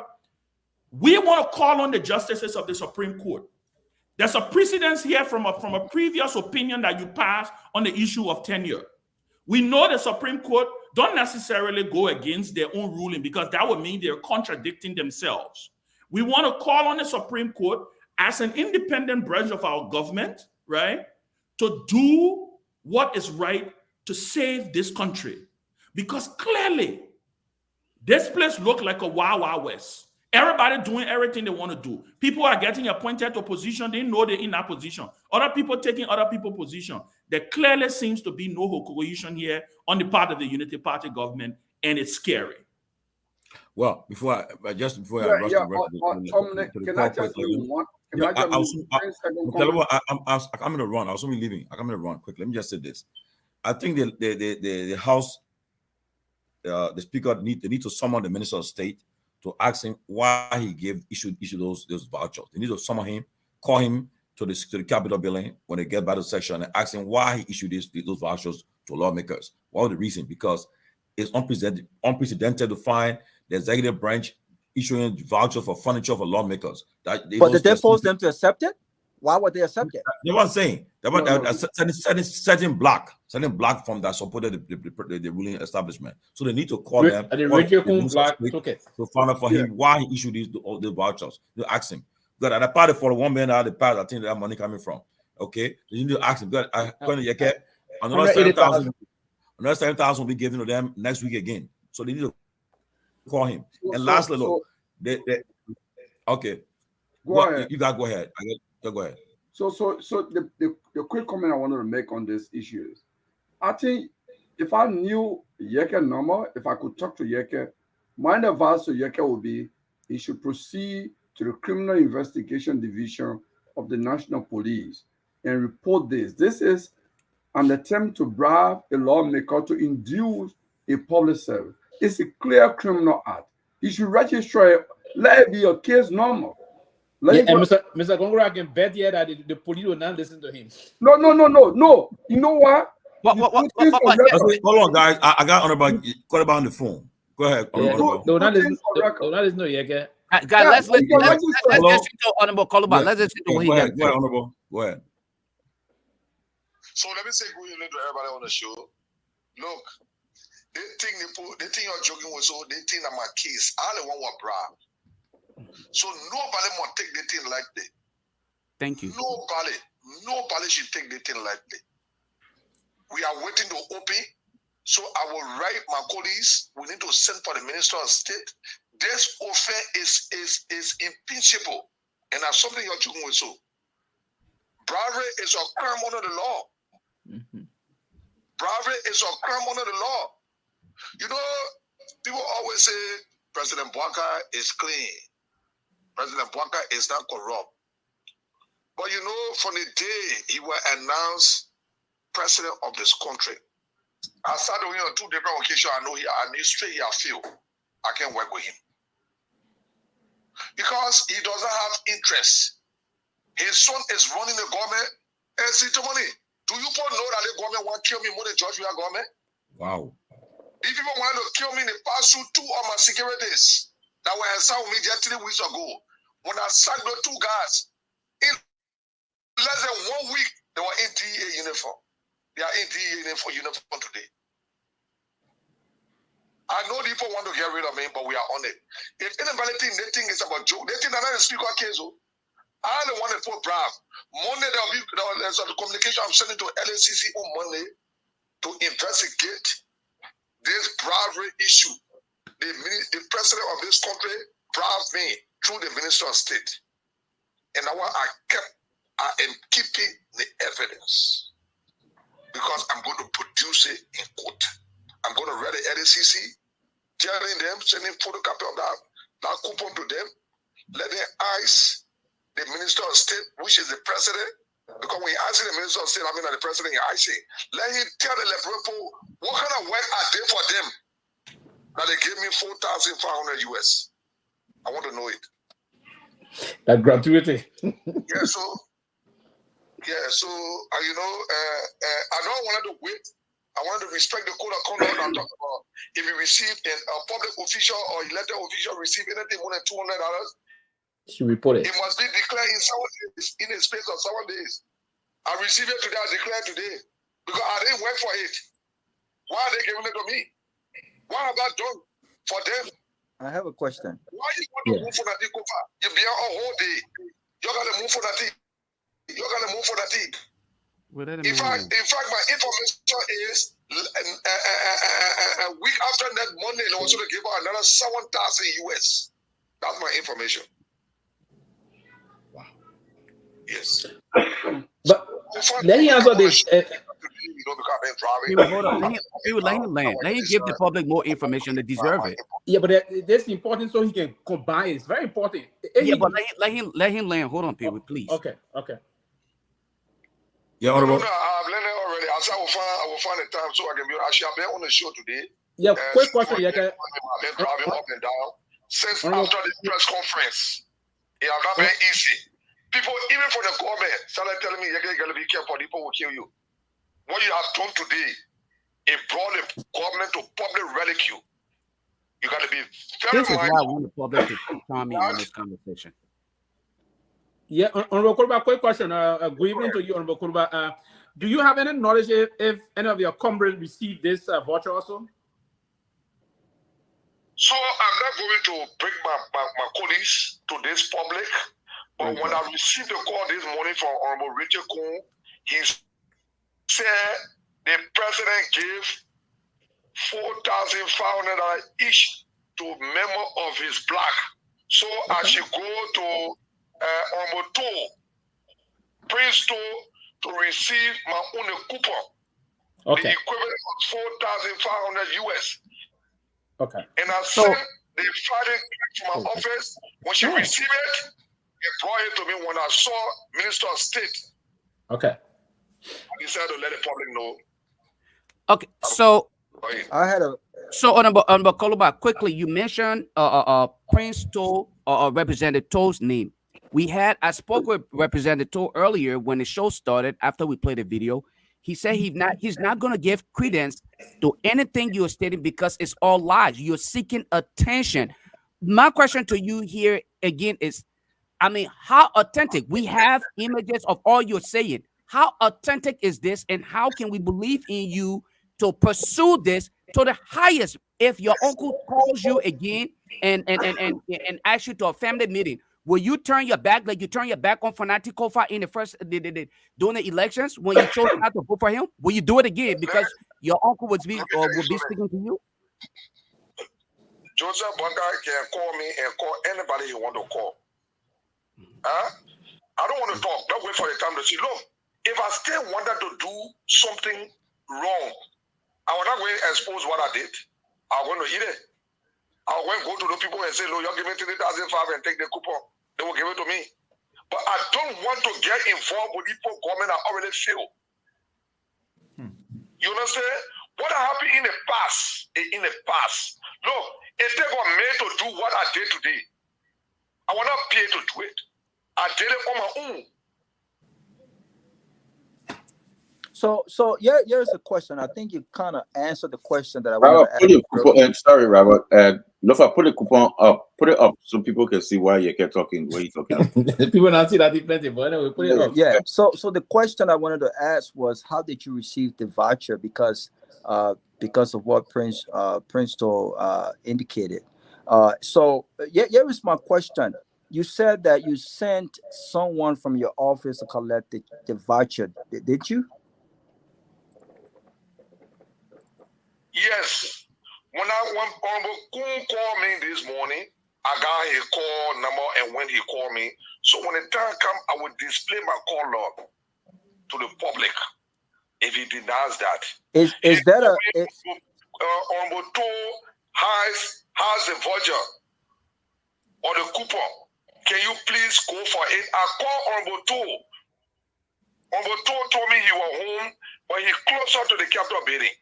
When I later called him, he said to me, I'm not in my office, I'm in Honorable, what a man name for that want to run to be senator in Nima County. La praying just want praying for a few days. Sam Koga. Honorable Koga. He said you are in Honorable Koga's office. Now I called the home and said, please go to Honorable Koga's office. Honorable Toll is there and sign for the package he got for me. And I actually went there and signed for it. Okay. Do me a favor, Representative. Okay, not agree. Yes. Not agree what I'm saying a lot. So let the Minister of State come up and say the signature there, enough for them. That's why I was going to ask you and next. You saw the what I went there for, because I don't want the people to say something different. And the learning minister said, this is my signature. Yes, he did say that. Yeah. Yeah. So, did I force him? I continue crossing there, right, Ben? Yeah. Yeah. So also you talk about a phone call to Prince Toll. Can you do us a favor, if possible? I think this is very easy, right? Can you do us a favor? Okay, I think we lost Robert. Honorable Toll, Honorable Kolova. I have to ask you a quick question because I have to run. Let me ask you a quick question. This is something similar to what, or exactly the same thing. This is pay for play. I don't know if you're listening to the show earlier. I have taken the responsibility of sending your video, your press conference video, to the American Embassy. I'm going to also send it. I'm sending it to Congress people here in the U.S., people who are in relations to Liberia. It's already with them. It's already Very with good. them. Yeah, it's already with that, Ben. Very good. So you have you reached out? Have you reached out to the U.S. Embassy? Will you consider this pay for play? And do you think this warrants Magnitsky? I mean, this is how Magnitsky sanctions come on officials of government. What are your thoughts on that? Look, I'm going to do everything official. Because, look, I'm not going to take the thing like that. People will say, oh, they may always criticizing what he's doing is wrong. That is why I'm going to read LACC officially. I'm going to, the tape is already with you people in the US there. The people are supposed to have it. The people you want to send it to, they already have it. Don't waste your time. Okay, good. We have been talking since on this matter. If you want to do it again, you can do it again. But the people have it already with you people over there. And I'm going to write the embassy.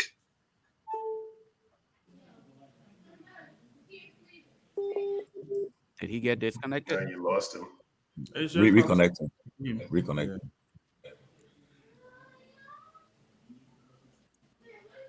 Wow. Yeah. Am I okay? Yeah, you're okay now. Yeah, you're live. Oh, okay. They took the comment from us and they came to a different community now. So they took it from one side already, they came to a different community. So I'm going to write the embassy officially, and not only writing the embassy, I'm writing LACC to investigate and send the copy of the coupon there. I'm going to write the embassy and send my video, my press conference, and send the copy there. And we are going to ensure that the Minister of State come to tell us what work are they for them. If my colleagues say they didn't give them fine, I don't want to receive my own with those signatures on it. I don't want to get keys. If they say they didn't give them, okay. But we know that other people receive it and have acknowledged, they have admitted to the speaker already that they have received it, and the speaker is aware. So I'm not the only person. I'm not only doing this because I want to be the only person. The Minister of State will have to come to tell us what work have I done for them. They pay me that kind of money. Let them tell me what I do for the Minister of State. Do I work with the Minister of State? I don't work with the executive. We can use our budget to furnish our office. But Tomalin, Prince said it's not true. Prince said he got nothing from him. Okay, but can you speak to that? Can you just have him? Yeah, no, Lofa, the man already addressed the thing, but no, but this is a critical point here, are you saying the question? Are you saying the question I'm asking is not of importance? No, that's what I'm saying is you ask the same thing, and let's get the guy to ask. No, but the thing here is this: Prince told, and I'm getting back to this man. He's telling me that it's not true. But why can Prince come on the show? Why you can get no call? But the evidence that I want to let me get my point across here. I'm purposely doing this because I want to hear this from Yeke Koluba himself. Okay, there's a reason why. Do you expect Prince to tell you it's true? I don't expect Prince to say otherwise, but I want Yeke to okay, Lofa. Okay, let Yeke go ahead. Let Robert ask the question. Yeke address it. You are just to corrupt us. Yes. So do us a favor. Do us a favor. First of all, go ahead. Letting you are joking with so. Everybody that I know, I'm not going to call names. They are going to talk for themselves. Every lawmaker that I know that got a coupon, sign for it from Prince 2. Thank you. Yeke, do me a favor. If you can tomorrow, it's very easy. I want you to contact. I didn't do recording. But I got the interaction that when you call me, I call you. You call me. Exactly. That's what I'm about to say. Tomorrow, do us a favor, Yeke. I don't believe Prince. Yeke, can you hear me? I don't believe Prince Toll. First of all, I don't believe Prince Toll. I don't believe Prince Toll. I believe that the voucher is out there. And by the way, you are not the only one that voucher was given to, and you're not the only one who have signed for it. So do us a favor and get this. Tomorrow, can you release your call log of the 2 phone calls that you made to Prince Toll and publish that? No, you can do that. It's very easy. Now, if Prince don't want to debunk that, let him come on the show and debunk it. Call him. You can get tonight. Thank you. Thank you. It's simple. I'm not only going to publish. If I will have to do that, I will not only publish the call law between Pinto and myself. I'll also start from in the morning when Rachel can call me. Thank you. Simple. But yeah, you know, they said the situation is very grave. Let me say to you people, this situation is very grave. So for Princeton to come on the national radio and agree, you know, it's not possible. This is a grave situation that we are not taking lightly. Maybe you are taking it for a joke. This is very, very grave that we're not taking lightly. So if you think we're taking anything for a joke, it's not a joke. So you think my colleagues will come on the radio and say, he gave it? It's not possible. It's not possible. He will be indicting himself. Honorable Kolba, here is my 1 cent suggestion to you. Yes, sir. I think before you receive, because when you receive more calls, the calls can go up the record. I think tonight you can actually screenshot those things and keep a record now instead of waiting for tomorrow. Just get some of the boys who are savvy. No. When you request the call log, all the people that call you will be there. Exactly. Why, if you request the call log? I mean, we're talking about the executive power. Why, if you request a call log and they refuse to give it to you? The own company now do something. They will not do it. When they do it, I'll be the first person to sue Selcom. When they do it, Selcom can do it. They'll be in trouble. They can't do that. You can't do that. They'll be in can't trouble. do that. They can lose the license. Never ever do it. No, everything I'm talking, I finish screenshotting it already. Get it out. Yeah, we're talking it back with this whole screenshot thing, evidence. We're talking it back about this thing here. There's no way they can get rid of it. They can't do it. We'll get the information that. So Prince is lying. Prince is lying. But I don't think they're going to deny. They're going to deny the issue of the offense. I want you to remember this today. This offense is very grave. It's an impeachable offense for the executive to be bribing the lawmaker. It's an impeachable offense. Wow. Yaka is Larry Kennedy. So the video showed that you went to the store and the store owner confirmed that voucher. So I think that's the only evidence you need because it was already confirmed that it was already. That's it. You know, I went there, I went there. After I had my press conference, I don't want to tell the people I'm going to jail back. I say, everyone in lab, you're calling off. We're going downstairs to end the press conference. Lofa, make it big. Leave your signature thing. Make it everybody in my car. What else you want me to make? That's the only confirmation you need. You have the confirmation. The man confirmed that it's good, and it has a Ministry of State on it, and that's pretty much all you need. Yeah, you have the video recording, so you all set. But let me say one thing to you, Representative Colbert. Somehow, your colleagues then need to understand that the law that the U.S. passed in December of last year, December 2023, was not only to book the people who are offering bribes, but also to book the people who are now accepting it. Before, the Foreign Corrupt Practices Act was only sanctioning the government officials who were accepting, giving out bribes and stuff. But now it's going both ways. So you have all the evidence you need. You brought it to light to the Liberian public attention, and Liberian public now need to just kind of say, "Oh, this is the government we have," and they all need to kind of stand behind you on this particular case. They need to all come rally around and say, "Look, we can't let this thing happen right now because we're only 60 days in this administration, and we're going down the wrong way. Let's get this ship straight right now." And your colleagues, then, if you get the names, I highly encourage you to publish their name as well, so no one should hide, on the cover. I cannot do that. The investigation will show the people. I cannot do that. No, the investigation is going to be very serious. You don't take the thing for a joke. Look, we will investigate ourselves and come public. My brother Prince will not come to the radio and say he gave the something. You know you'll be indicting himself. But you know very well that he gave it. The speaker know how many persons receive it. Some people went to the speaker and say, I received it. So when the speaker and myself were on the phone, let me tell you what happened. Somebody was there. The person said, "Yeah, you got to wait. Let me take my phone for you. Have your press conference." And they use the speaker phone to talk to me. I'm not going to call my colleague's name. I'm not going to call his name. We And take because trouble in I our want to country. respect my police, so I waited for him. The reason why the press conference took long, I waited for him. He sent the car took a move from there. I went to my press conference. I would never ever call his name. But the speaker know the person, and the speaker know who I'm talking about. At the end of the day, the people know they're happy, man. The Lord, they think they're not secret, they think happy. They think happy. They're happy. Wow. Yaga, do you intend to write the lawmakers? Yaga, do you intend, Sylvester PVA again? Yes, Do you intend to write the U.S. embassy now the European Union? Because the reason I'm asking this question, I come in 1 minute, Chief. The reason I'm asking this question is the I'm gonna U.S. check the box. It is the U.S. embassy that emphasized on the issue about pay to play, and it sanctioned some of our past officials, including members of the legislature. Do you intend, therefore, to keep them informed about this situation through official communication?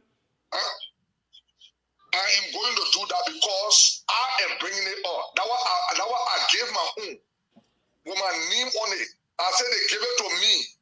Yeah, because the reason I'm asking this question, Larry, sorry, Chief. Larry, Mr. Kennedy pulled a very significant aspect of it just now. The Foreign Bribery Act of the U.S., both the U.S. and most often the EU, the Great Britain, and the rest, take it very seriously. So if you are informing them, meaning you are trying to take a step, exonerating yourself from it, that you are not accepting this process that was sent up to you. So do you intend to officially, because it can also help you and your kids in the future, and your wife and your family in the future, to avoid them from being hit by the U.S. sanction all the time. Just saying something. Do you intend to inform them about that? So you think I'm joking with it here? Every step I take, I will have press conference. Every step I take, I will have a press conference.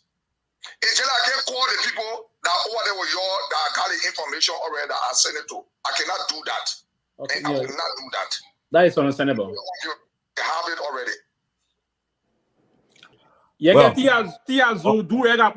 And then you see, I knew you were going to end it in that way. I knew it. I was about to say, Honorable say you'll be on next week. Your father next will be on. So what about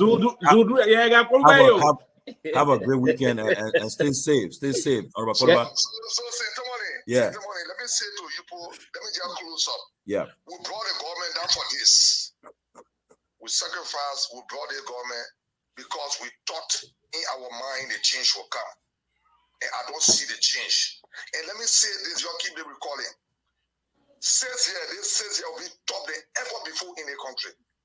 All the people that are putting people in position, the Yomli Kanga, the Primway, the Dara Zelo, the Jeremiah Kung, all of them mind face was stealing.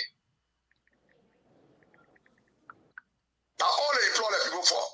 And who are they employing? Look at what they can employ going to import her brother into office. Then Joseph Bogan say, God they respect. But you don't respect yourself. In the first place, you know that any position. Then you go say put the thing over. You respect yourself. You did not respect your office, so your office needed to be disrespected. And now what happened? You can't hold on with for it. That's West Horn. Joseph Bogan came to West Horn. And now what he on?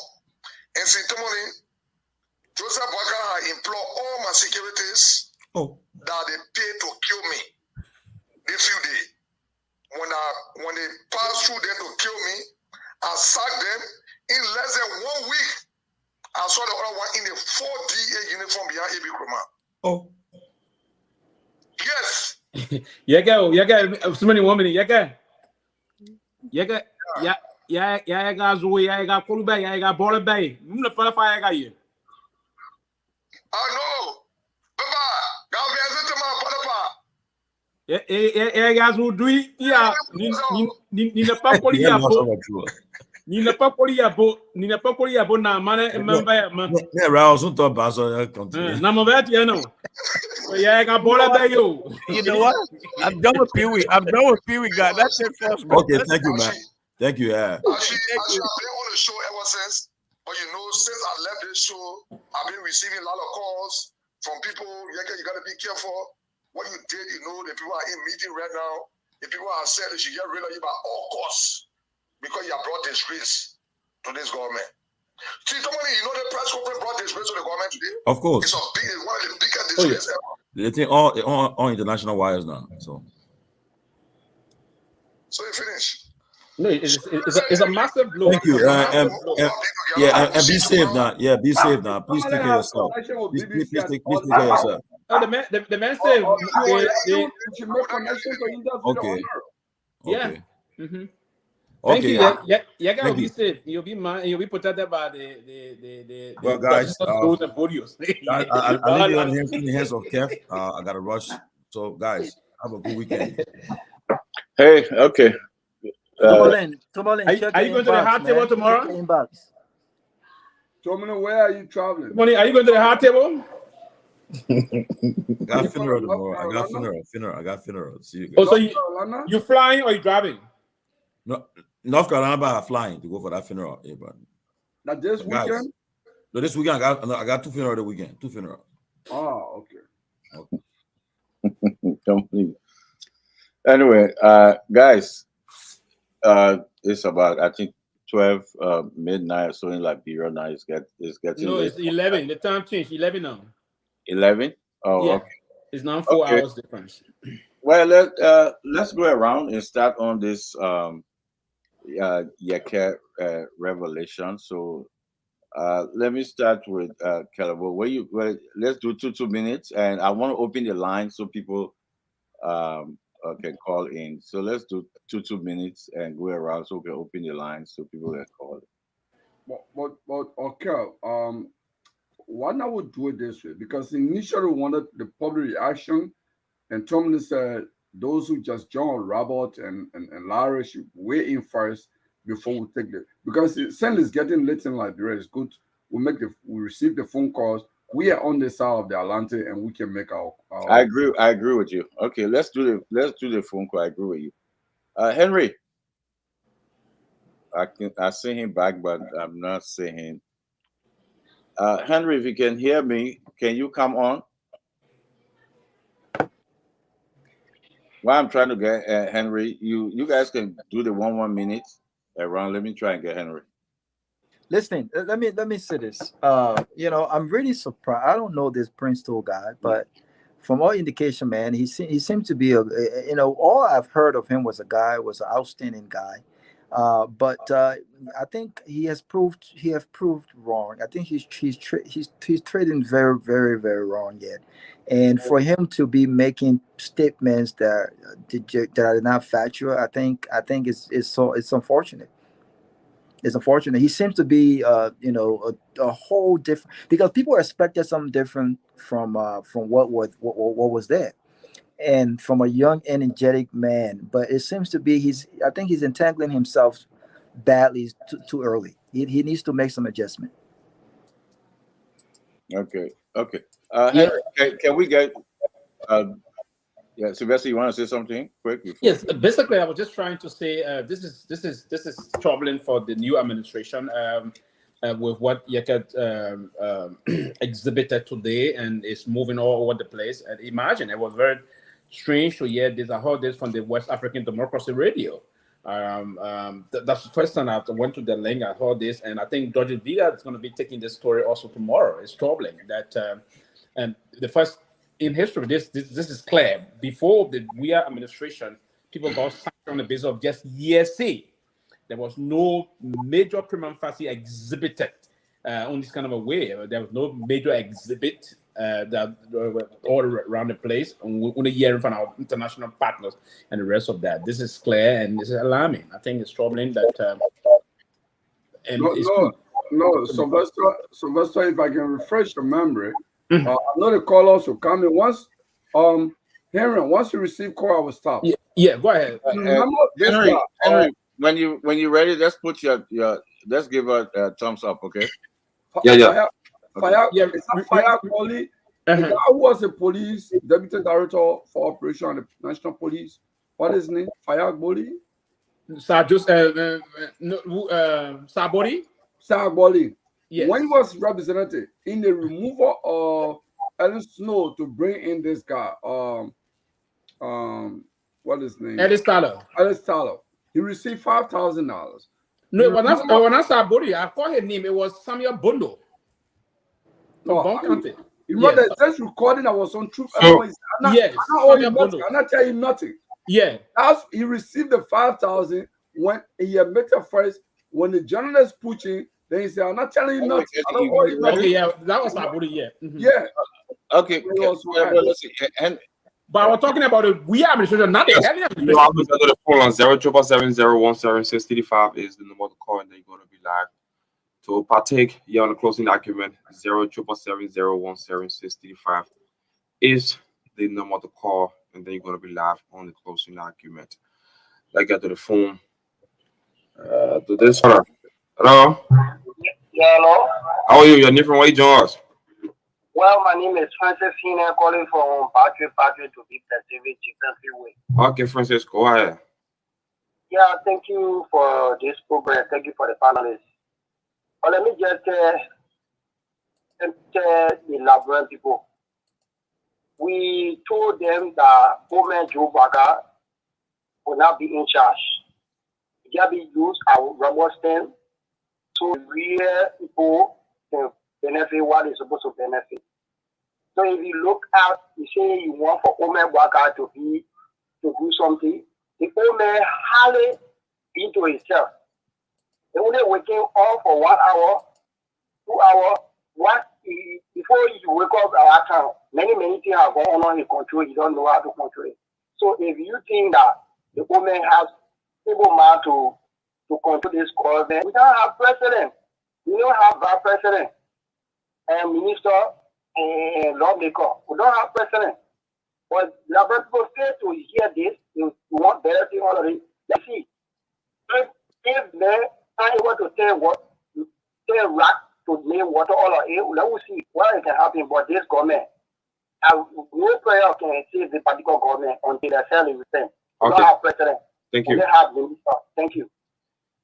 077701765 is the number to call. 077701765 is the number. To this caller.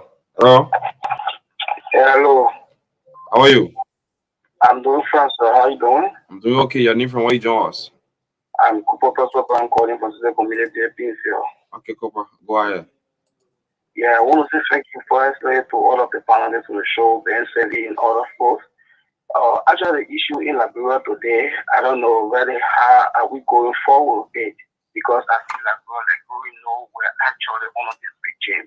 The regime actually came to probably they came to wish home to just come and get after people. Look what you're saying that they are after his life more than anything, more than any other government coming.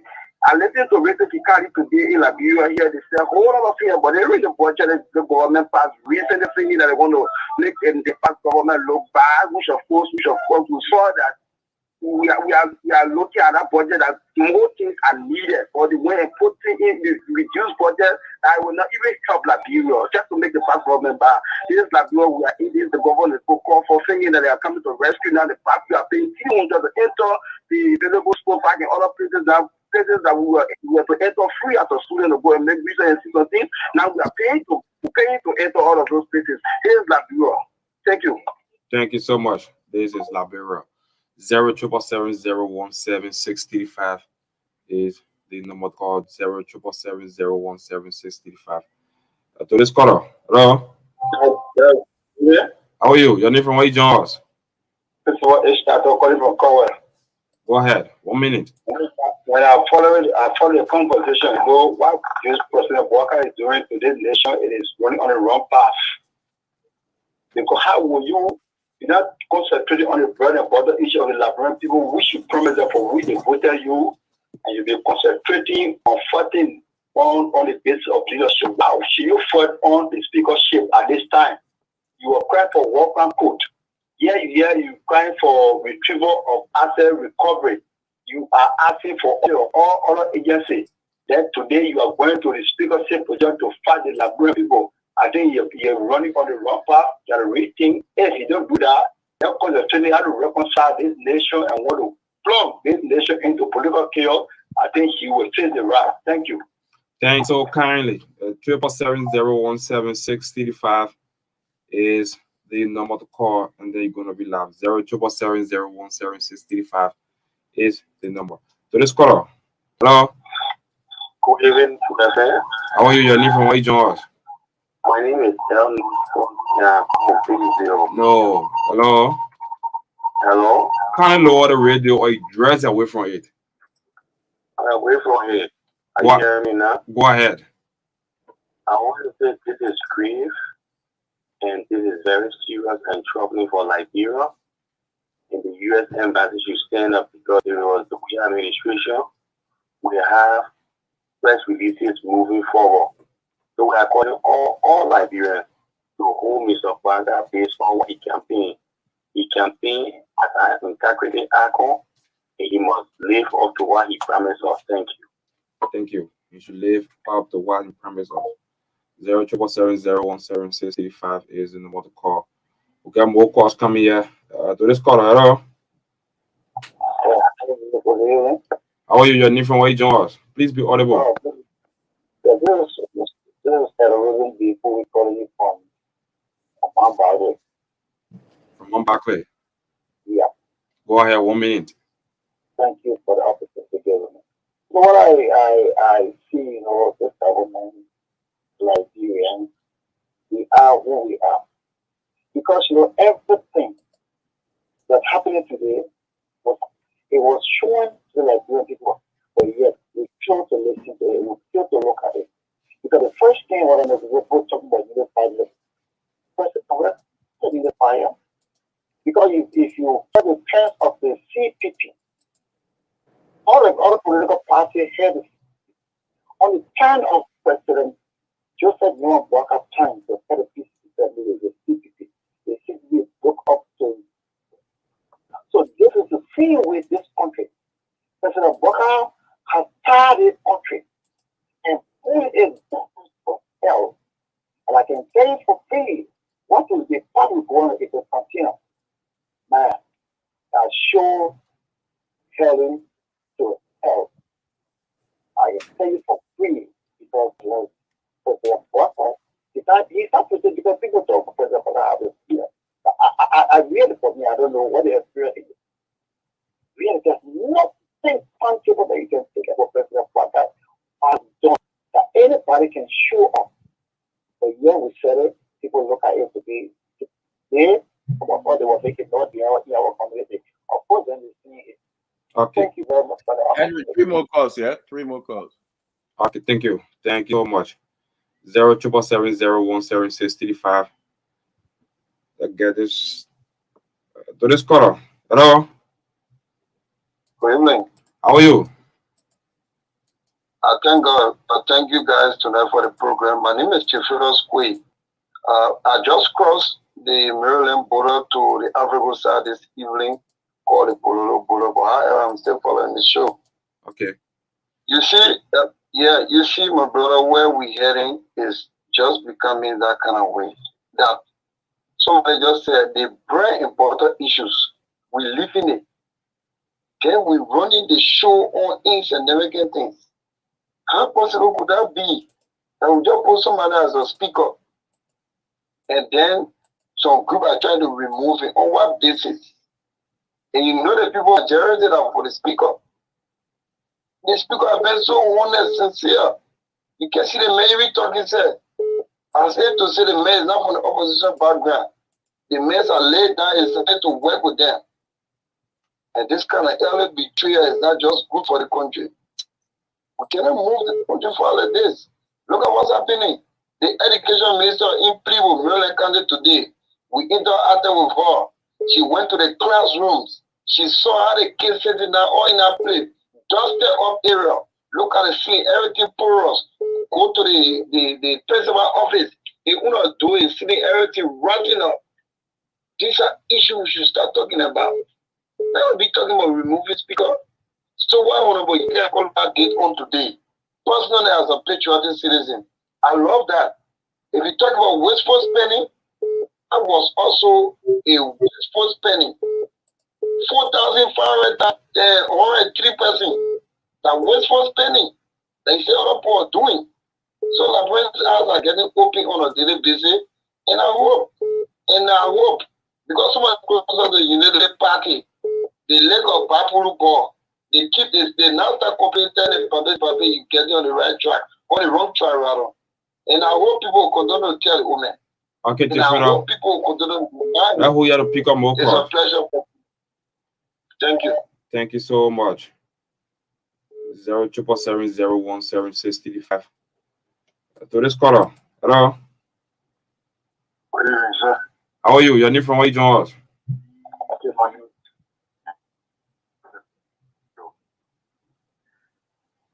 Hello? We are not getting you.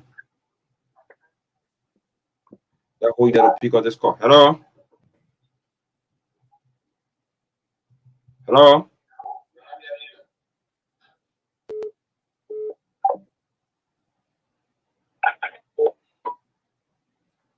Hello. The line is actually Jimmy. Oh my God. 077701765.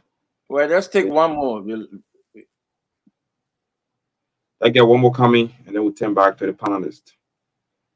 077701765. Someone is trying to. Okay. This is that caller. Hello. Hello, Chief. How are you, sir? Your name from where you join us? Fine, bro. How do you do? I do okay, though. What's up for you?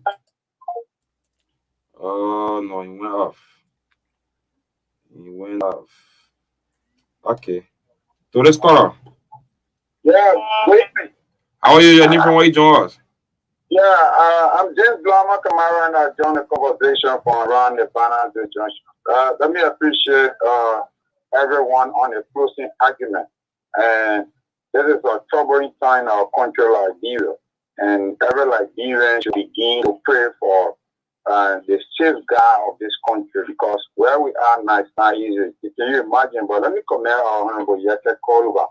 You understand, he's a leader who believes in standing up for the people, and this is why he continues to demonstrate why it's true at times his utterances, some of his utterances are not comfort, but we should admit that he's actually standing in the gap for the Liberian people. And I just want to encourage him to continue doing what he is doing, because it does not mean when you work and bring somebody to leadership and the person is not proceeding as to how he was projected to the public, you must be able to come out and help the person to do the right thing. If not, then you can stay away from the movement and be able to stand for the right thing to be done, because we all want for the right thing to be done. That's why President Weah was so tired. So why is it that you would come today and you want to have something doing against the people that you came to rescue? So the rescue mission should be able to know that they have to rescue us or they excuse us. Thank you very much for the opportunity. Thank you so kindly. It's back to you guys. Okay. We got 15 more minutes to go. So let's go around, because the studio got to go home. You got callers on the line over here. You want to take those callers, or you just not going to take them? Okay. How many callers you? I got one caller on the line here. Okay, go ahead with that. All right. Caller, go ahead.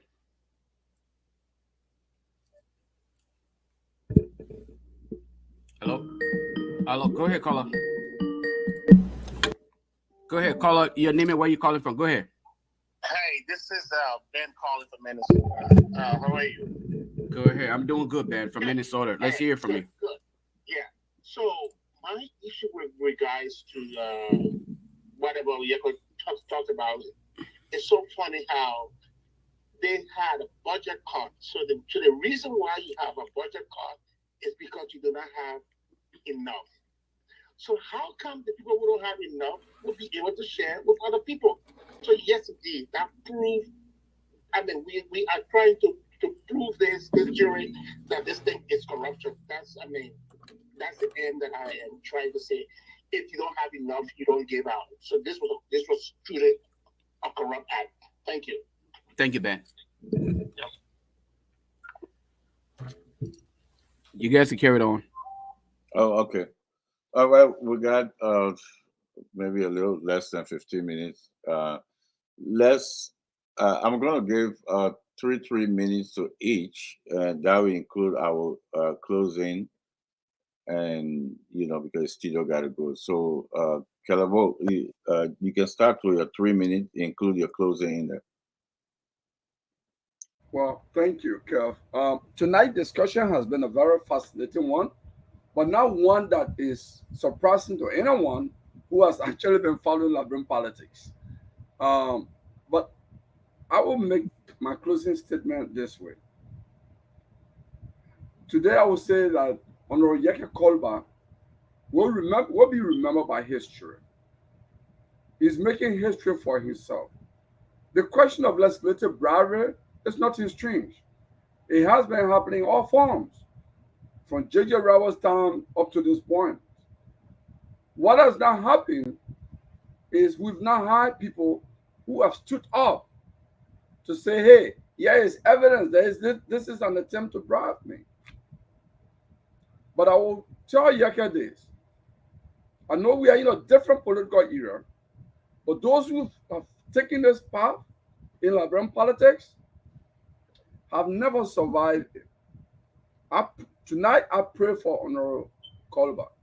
He should stand strong. I'm reminded of 1980s when the then Supreme Court Chief Justice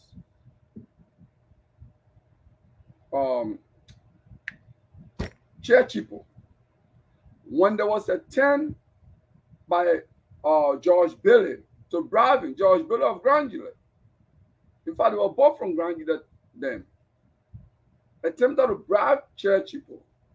Chair Chipo hid a woman in the closet to serve as witness, and he brought forth the evidence. At the end, because Bailey was close to President Doe, and that action, what he wanted the Chief Justice to do, I believe was in the interest of the president, that caused Chair Chipo the job. I was at the legislature. Chair Chipo did not want to be impeached, but the security took Chair Chipo to the legislature. He was tried and impeached the same day. 4G. So this is the second time for a public official, particularly in a protected branch like the legislature and the judiciary, to come forth with evidence on bribery. So I think Honorable Kolba should be very careful on this. I'm reminded of the Chair Chipo experience. And I'll also draw my comment from the 80s. In 1983, our chairman, Comrade Dusty Okwali, he wrote an article under the Dole regime. He said, strange things are happening. That article landed him in jail.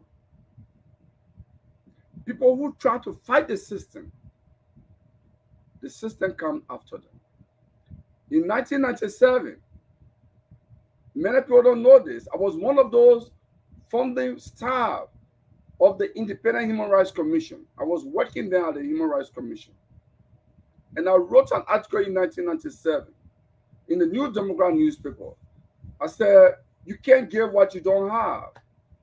In my argument, I said Taylor did not believe in democracy. He didn't have the democratic credential. So it was a waste of time to talk about democracy. The very day I was fired, Blamo Nelson, Milton Chiaje, and others, Summer Justice Hall Badio, the late, who was then chair of the commission, and the action to fire me. And I was fired, I lost my job. I didn't regret it, but I wrote what I felt fundamentally in my mind was the right thing to do. And during the election, we argue, historically so, change of government in Liberia has not been about a change of the system, a radical overhaul of the system. It has always been about a position to do the same thing, probably more. When the Unity Party took over, we actually had a campaign for that day. It ended up in a disastrous path, as the previous governments in Liberia have ended, in the corruption web. In fact, in the words of President Ellen Johnson Sirleaf, she said, public enemy number one. Then she went on and ended with corruption being vampire. Today, I don't know. The same Unity Party government is in power. I don't know how they're going to call corruption now. But we are to power under the mantra of change, change for hope. It has a disastrous outcome as well. Today, we have the same Unity Party coming, and I will end on this. I continue to say the CDC and the Unity Party are the corruption party in Liberia. Until Liberia make a change, we're not going to have a change. So the whole debate is just deja vu. We are in the same place where we started in 1847. I am Alain. Good night. Calabo, maybe you can stay because I just received information. We got a little bit more time, but Lofa, please, I beg you, my brother. I'm not leaving. I'm here. Yeah. Can you just take over till 8? I got something to do. I beg you, my brother.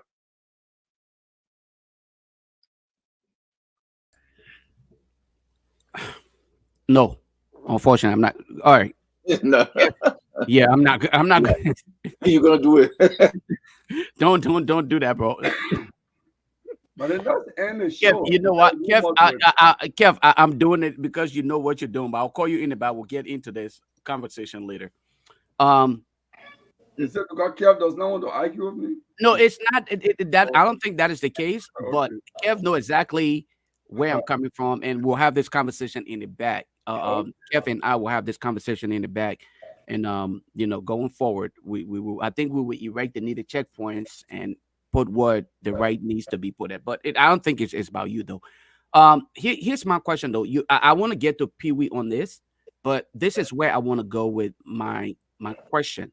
My question here is, you supported Councilor Gonglo, who said it was okay to sit on the old mat and plot the new one. But you're complaining that historically it has shown to be no different. Isn't that to some extent some level of discrepancies here when you say let's sit on the old mat and plot the new one, and the old mat all along has been nothing but corrupt. But then you're telling us to sit on the old mat and plot the new one. I just want some clarity here because I was a little concerned. I was one of those who supported the candidacy or believed in his candidacy. But when that statement was made, I was kind of taken up. So Lofa, that is not only discrepancy, but it's a contradiction. Contradiction, right. So let me just get that. Yeah.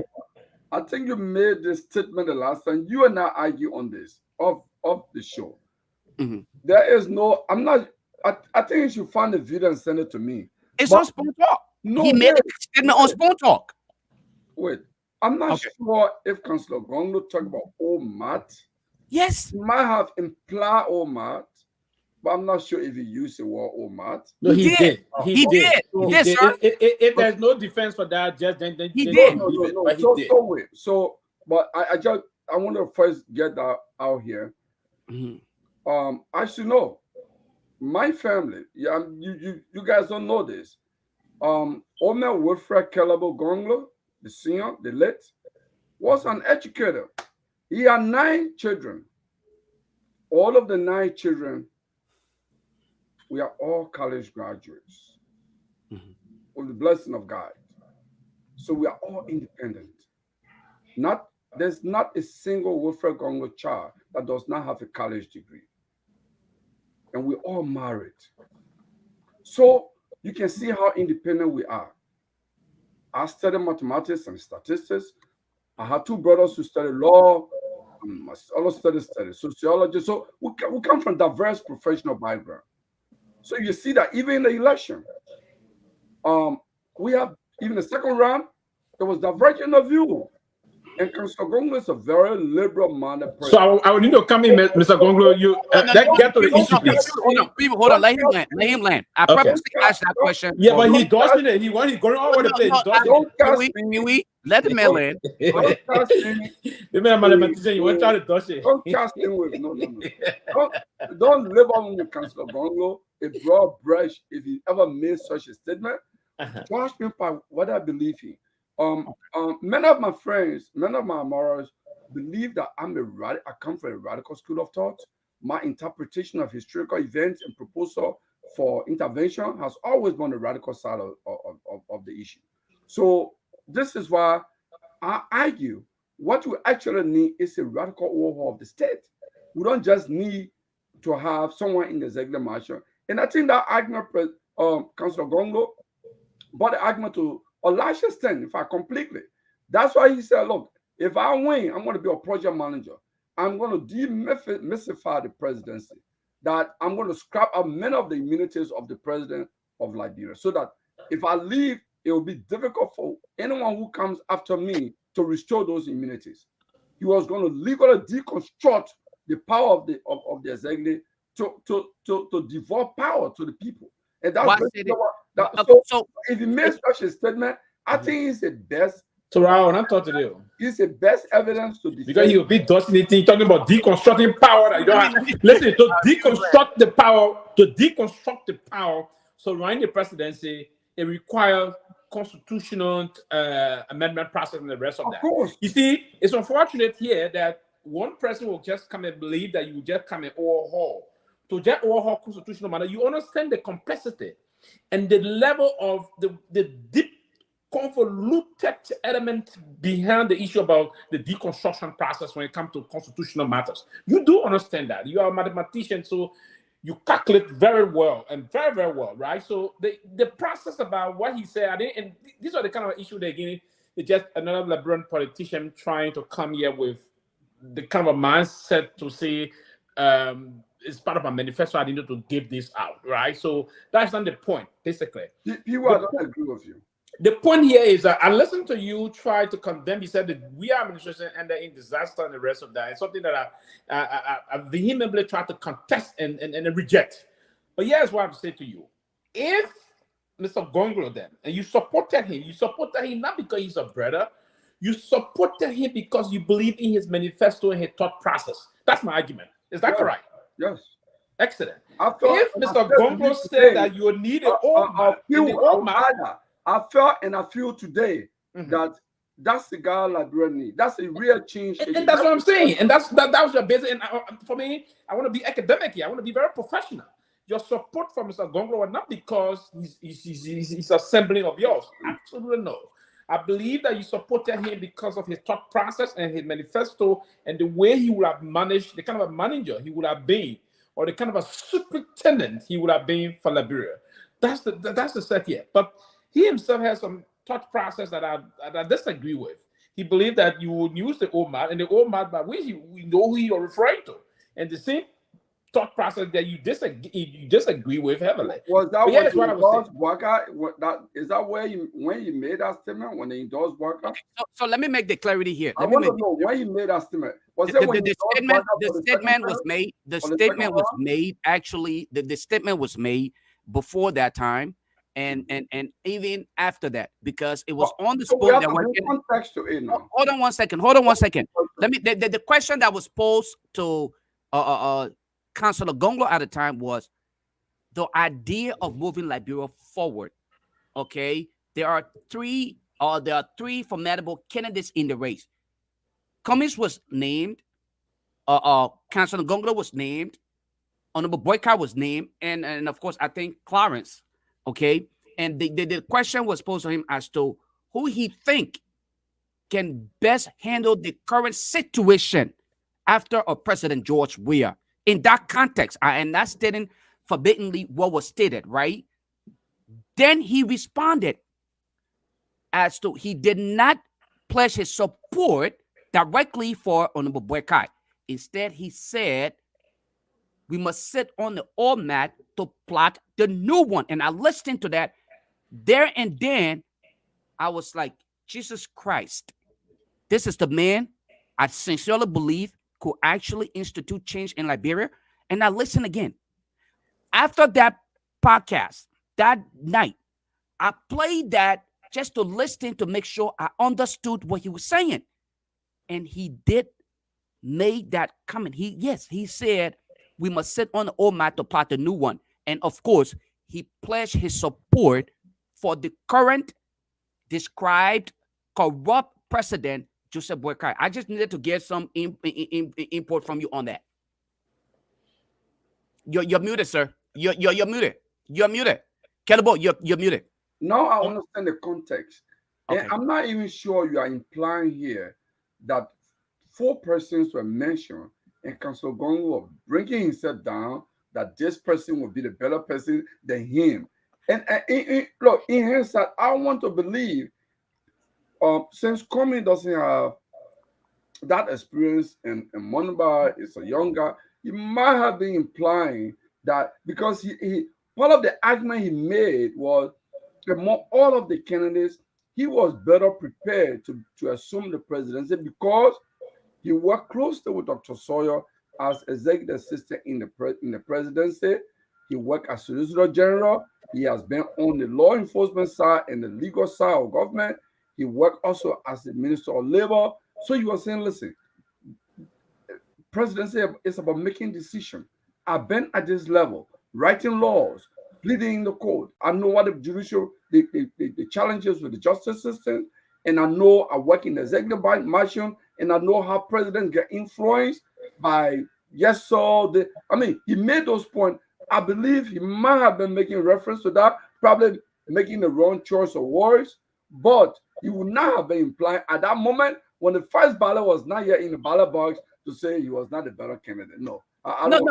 No. The question again, I'm not going to go there because other people got to charm me. I want to get Pee Wee closing statement. And first of all, this show was not about him. So no, it definitely was not about him, but he's a contributor to the entire process. While we are here today, he contributed to some extent. I did, Pee Wee did, and we all did. So the reality remains that we must take responsibility for where we fell short. So when I heard you say, you made mention of everything that he could, and I was just kind of trying to figure out where do I fit in this entire process because we have I made mention of what library the change from one government to another. What it has all been about. It has not been about radical overhaul of the system. It has just been about the opportunity to loot.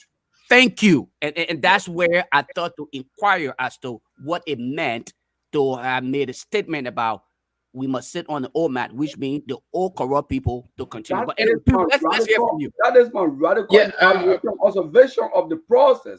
For me, that is far behind us. But what I would say in this process is that, Mr. Gonglo, I disagree with you that the system, we are in it terribly because we had the structure of government well in place in terms of what was unfolding in government. There were not collapse of the system. The system was very well functional, and all of the government bureaucracy was tight, very well tight in place and functioning very well. So, and things were very well on course in terms of the government was meeting the expectation of paying civil servants, and there were some petty other issues that and I cannot believe the government will come out to say there was other exogenous factor that was trying to pull government down, but government was trying to minimize weakness and maximizing the strength to ensure that there are a lot of projects being implemented across the country. But again, that was part of the reason why you saw. Hold on 1 second. That was part of the reason why you saw the election was very tight, and that the incumbent president got defeated with less than the percentage point. It was clear. That's a clear manifestation that it was not a terrible administration. If it was a terrible administration, you would have seen probably a 15 point, maybe 20 point or 25 going upward. So less than a percentage point would say to you that it was a very competitive and very, very tight election, very close to call. And yes, the results came out. So, but I think I don't mean to interrupt you here, but I want to get your reaction to the current event. The only reason why I brought previous stuff is just to correct it. Yes. Let's respond to the current event. The most recent issue. Exactly what is unfolding currently, I think it's troubling. And I'm one person that believe I've been in the cycle of the international community work along with that. I do know with part of the reason why the U.S. government at the time came out to sanction most of our officials, meant that they were involved into those some sinister issues that were unfolding behind the scene. And most of what they said at the time is what now coming in a very clear very broad daylight to us. Yaka exhibited some today. It's been unfolding the first time it started. I think it's troubling, and I would think that the last time the current Minister of State for Presidential Affairs wrote a letter to the chairman of the LTA, even referring to her as outgoing, and she's supposed to be on tenure. You are referring to someone that's on tenure as outgoing. It's difficult to comprehend here, and so the abuse of power is not because President Biden, I can recall the U.S. African Democracy Forum, he emphasized in that meeting in 2022 that the U.S. government believe in democracy, and countries with increasing democratic credentials will be on the good side of America. And he also reminded them countries that would not adhere to the principle and element of democracy will be on the other side of the U.S. And I think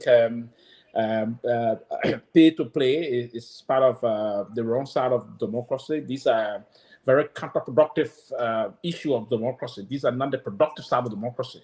If anything, basically, they were to push to those kind of a thing involving trying to undermine democracy, it's terrible. So I think what Yeka is saying, I think he should go a step up to document all of those things, right? All of our international partners, the U.S. government, the EU, inform them about this process, inform our structure of government, we, of course, the Anti-Corruption Commission, inform them, also write and bring these things to board, because you're trying to avert some potential calamity in the future. Because if you don't do those things, there'll be a lot of things that will come out. Then we don't want to always hear our government officials being sanctioned, right? Lofa, it's not a good thing for us. For the say our government official from Liberia being sanctioned, or I do. We don't like it. And so I like when corrupt government officials are sanctioned. Don't add me to you. Say you don't. The reason I'm coming 1 minute. The reason why I don't want this to happen is that we need to speak against it so that they can start putting our country into this mess. Now, I agree that eventually if they don't listen, then they're going to be sanctioned. But it's not a good thing to say the Liberian government. The Liberian government will reflect all the Liberian people. That's what I'm saying. We don't like. I'm not supporting them, right? We don't like. So we have to now, what Yaka is saying, we have to move with it so that we can prevent who be troublemaker, who be something that we want to get involved into this kind of. That's the level I'm taking it from, right? So it's actually troubling, and I will hope that we will have to go beyond this and try to expose those are beyond the kind of very ugly activities. Thank you, Robert. Let's get your reaction to the entire Yeke Koluba situation, and we could call it a night. I'm not going to charm in tonight because we are pretty much out of time. But go ahead. Yeah, I mean, I think we already talked about it, but I commend him for that, and anyone who knows me know that I've always criticized Yeke's deportment as a public official, and even on the show, I told him about that in his face, and he made some promises to me. But I mean, I commend him for speaking out on this issue. This is what we expect of patriotic Liberian citizens. And I think he did the right thing in the interest of the country. I'm not, to some extent, I'm not surprised. I didn't think that the Unity Party representatives changed, and this is what we are getting. I think this is what we voted for. I will only hope that the Liberian people will speak up. We can't just say, well, we elected the government for 6 years, and so we will just accept whatever they throw at us. No, we elected them to do the people's job, and they must do the people's job. No question asked whatsoever.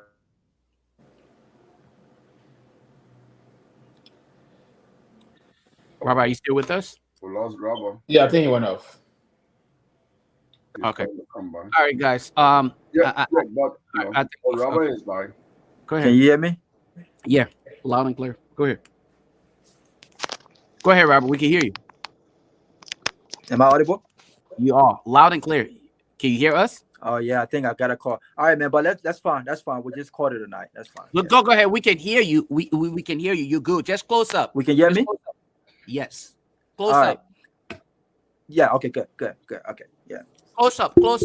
Oh, okay. Yeah, so I would just hope that the Liberian people can really speak up and not accept whatever. I just wanted to touch on something Mr. Gongolo was talking about though.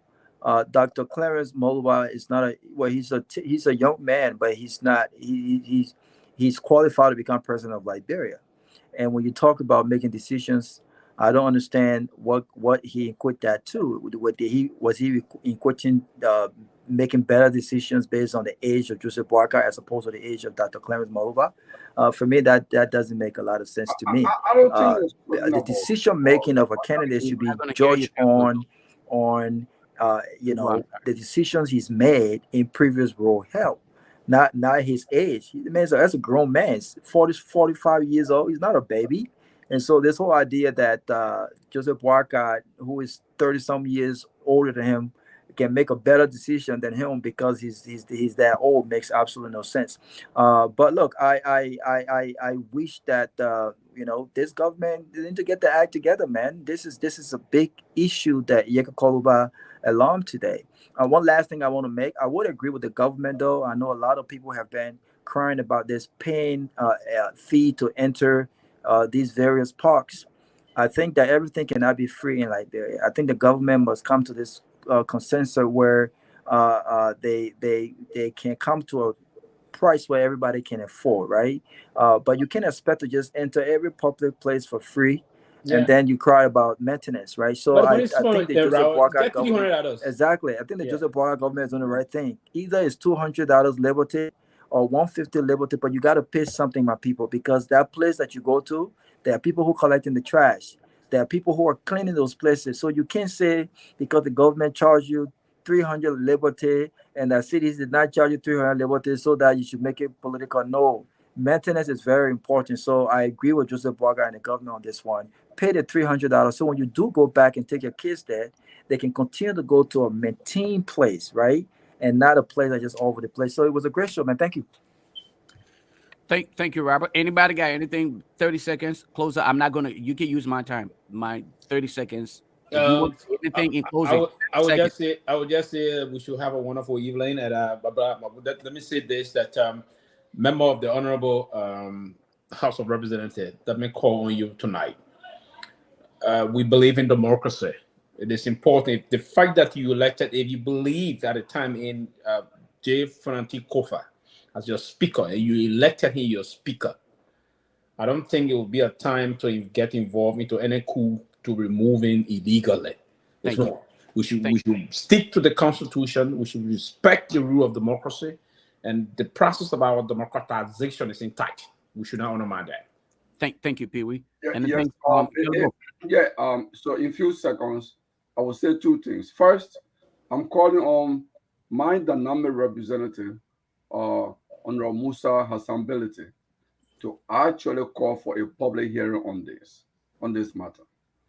And the second comment I will make is to call on a current AICC to swiftly move to investigate this matter. Because if they have fear that they may be replaced, if they start to be strong, that is in fact a weakness. That is a sign that it will be replaced. If they start to be strong, it will be difficult for the executive to just move on them, because it will be all well known that because they are investigating powerful people, that's why they have been removed. So I think AEC should take this issue forthwith and run with it like tomorrow morning. They should actually cite Representative Kolba, not to even wait for a formal complaint, because they got people at AICC that are monitoring social media, that are monitoring radio, they got investigators that got this information already.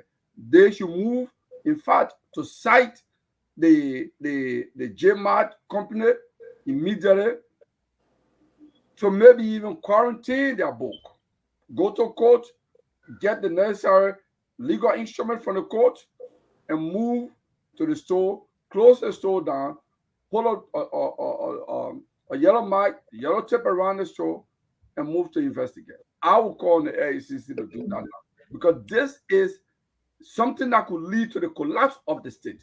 This is a corruption of some proportion. Thank you. So, folks, we will end here tonight. We want to thank all of you for joining us, wherever you join us from tonight, whether from the United States, the United Kingdom, wherever in the world, you chose to be a part of the closing argument tonight. Your contribution, whether it was done verbally or via written communication, we want to thank you for being a part of today's conversation. To those in Liberia who have committed yourselves to being a part of the closing argument, especially for the guys in studio, we want to thank you for contributing and volunteering your services to this informative program, and we appreciate you all for being a part of this. Until we meet here again another day when we shall be discussing Mama Liberia, we say thank you for being a part of the closing argument. You all have yourselves a wonderful, wonderful night. Take us home, Henry.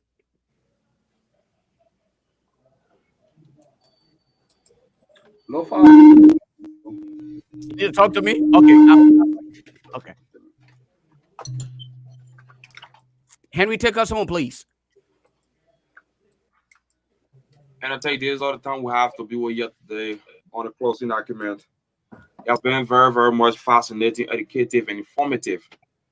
Join us next week for another splendid presentation here at the closing document. This is the Renaissance Radio 96.12 FM broadcast live from Tupper Road, Painesville, outside the nation's capital, Monrovia. The time is exactly 9 minutes up to 12 o'clock. Thank you for following. Let me say many thanks to the folks there at Hot FM 107.9 for relaying this program, and the team there at 2 FM 96.1 in Nimba County, Saclay, for also relaying us. For the on behalf of the team, my name is Henry Jara. I have been here with the band at the Butler. Bye bye from our end.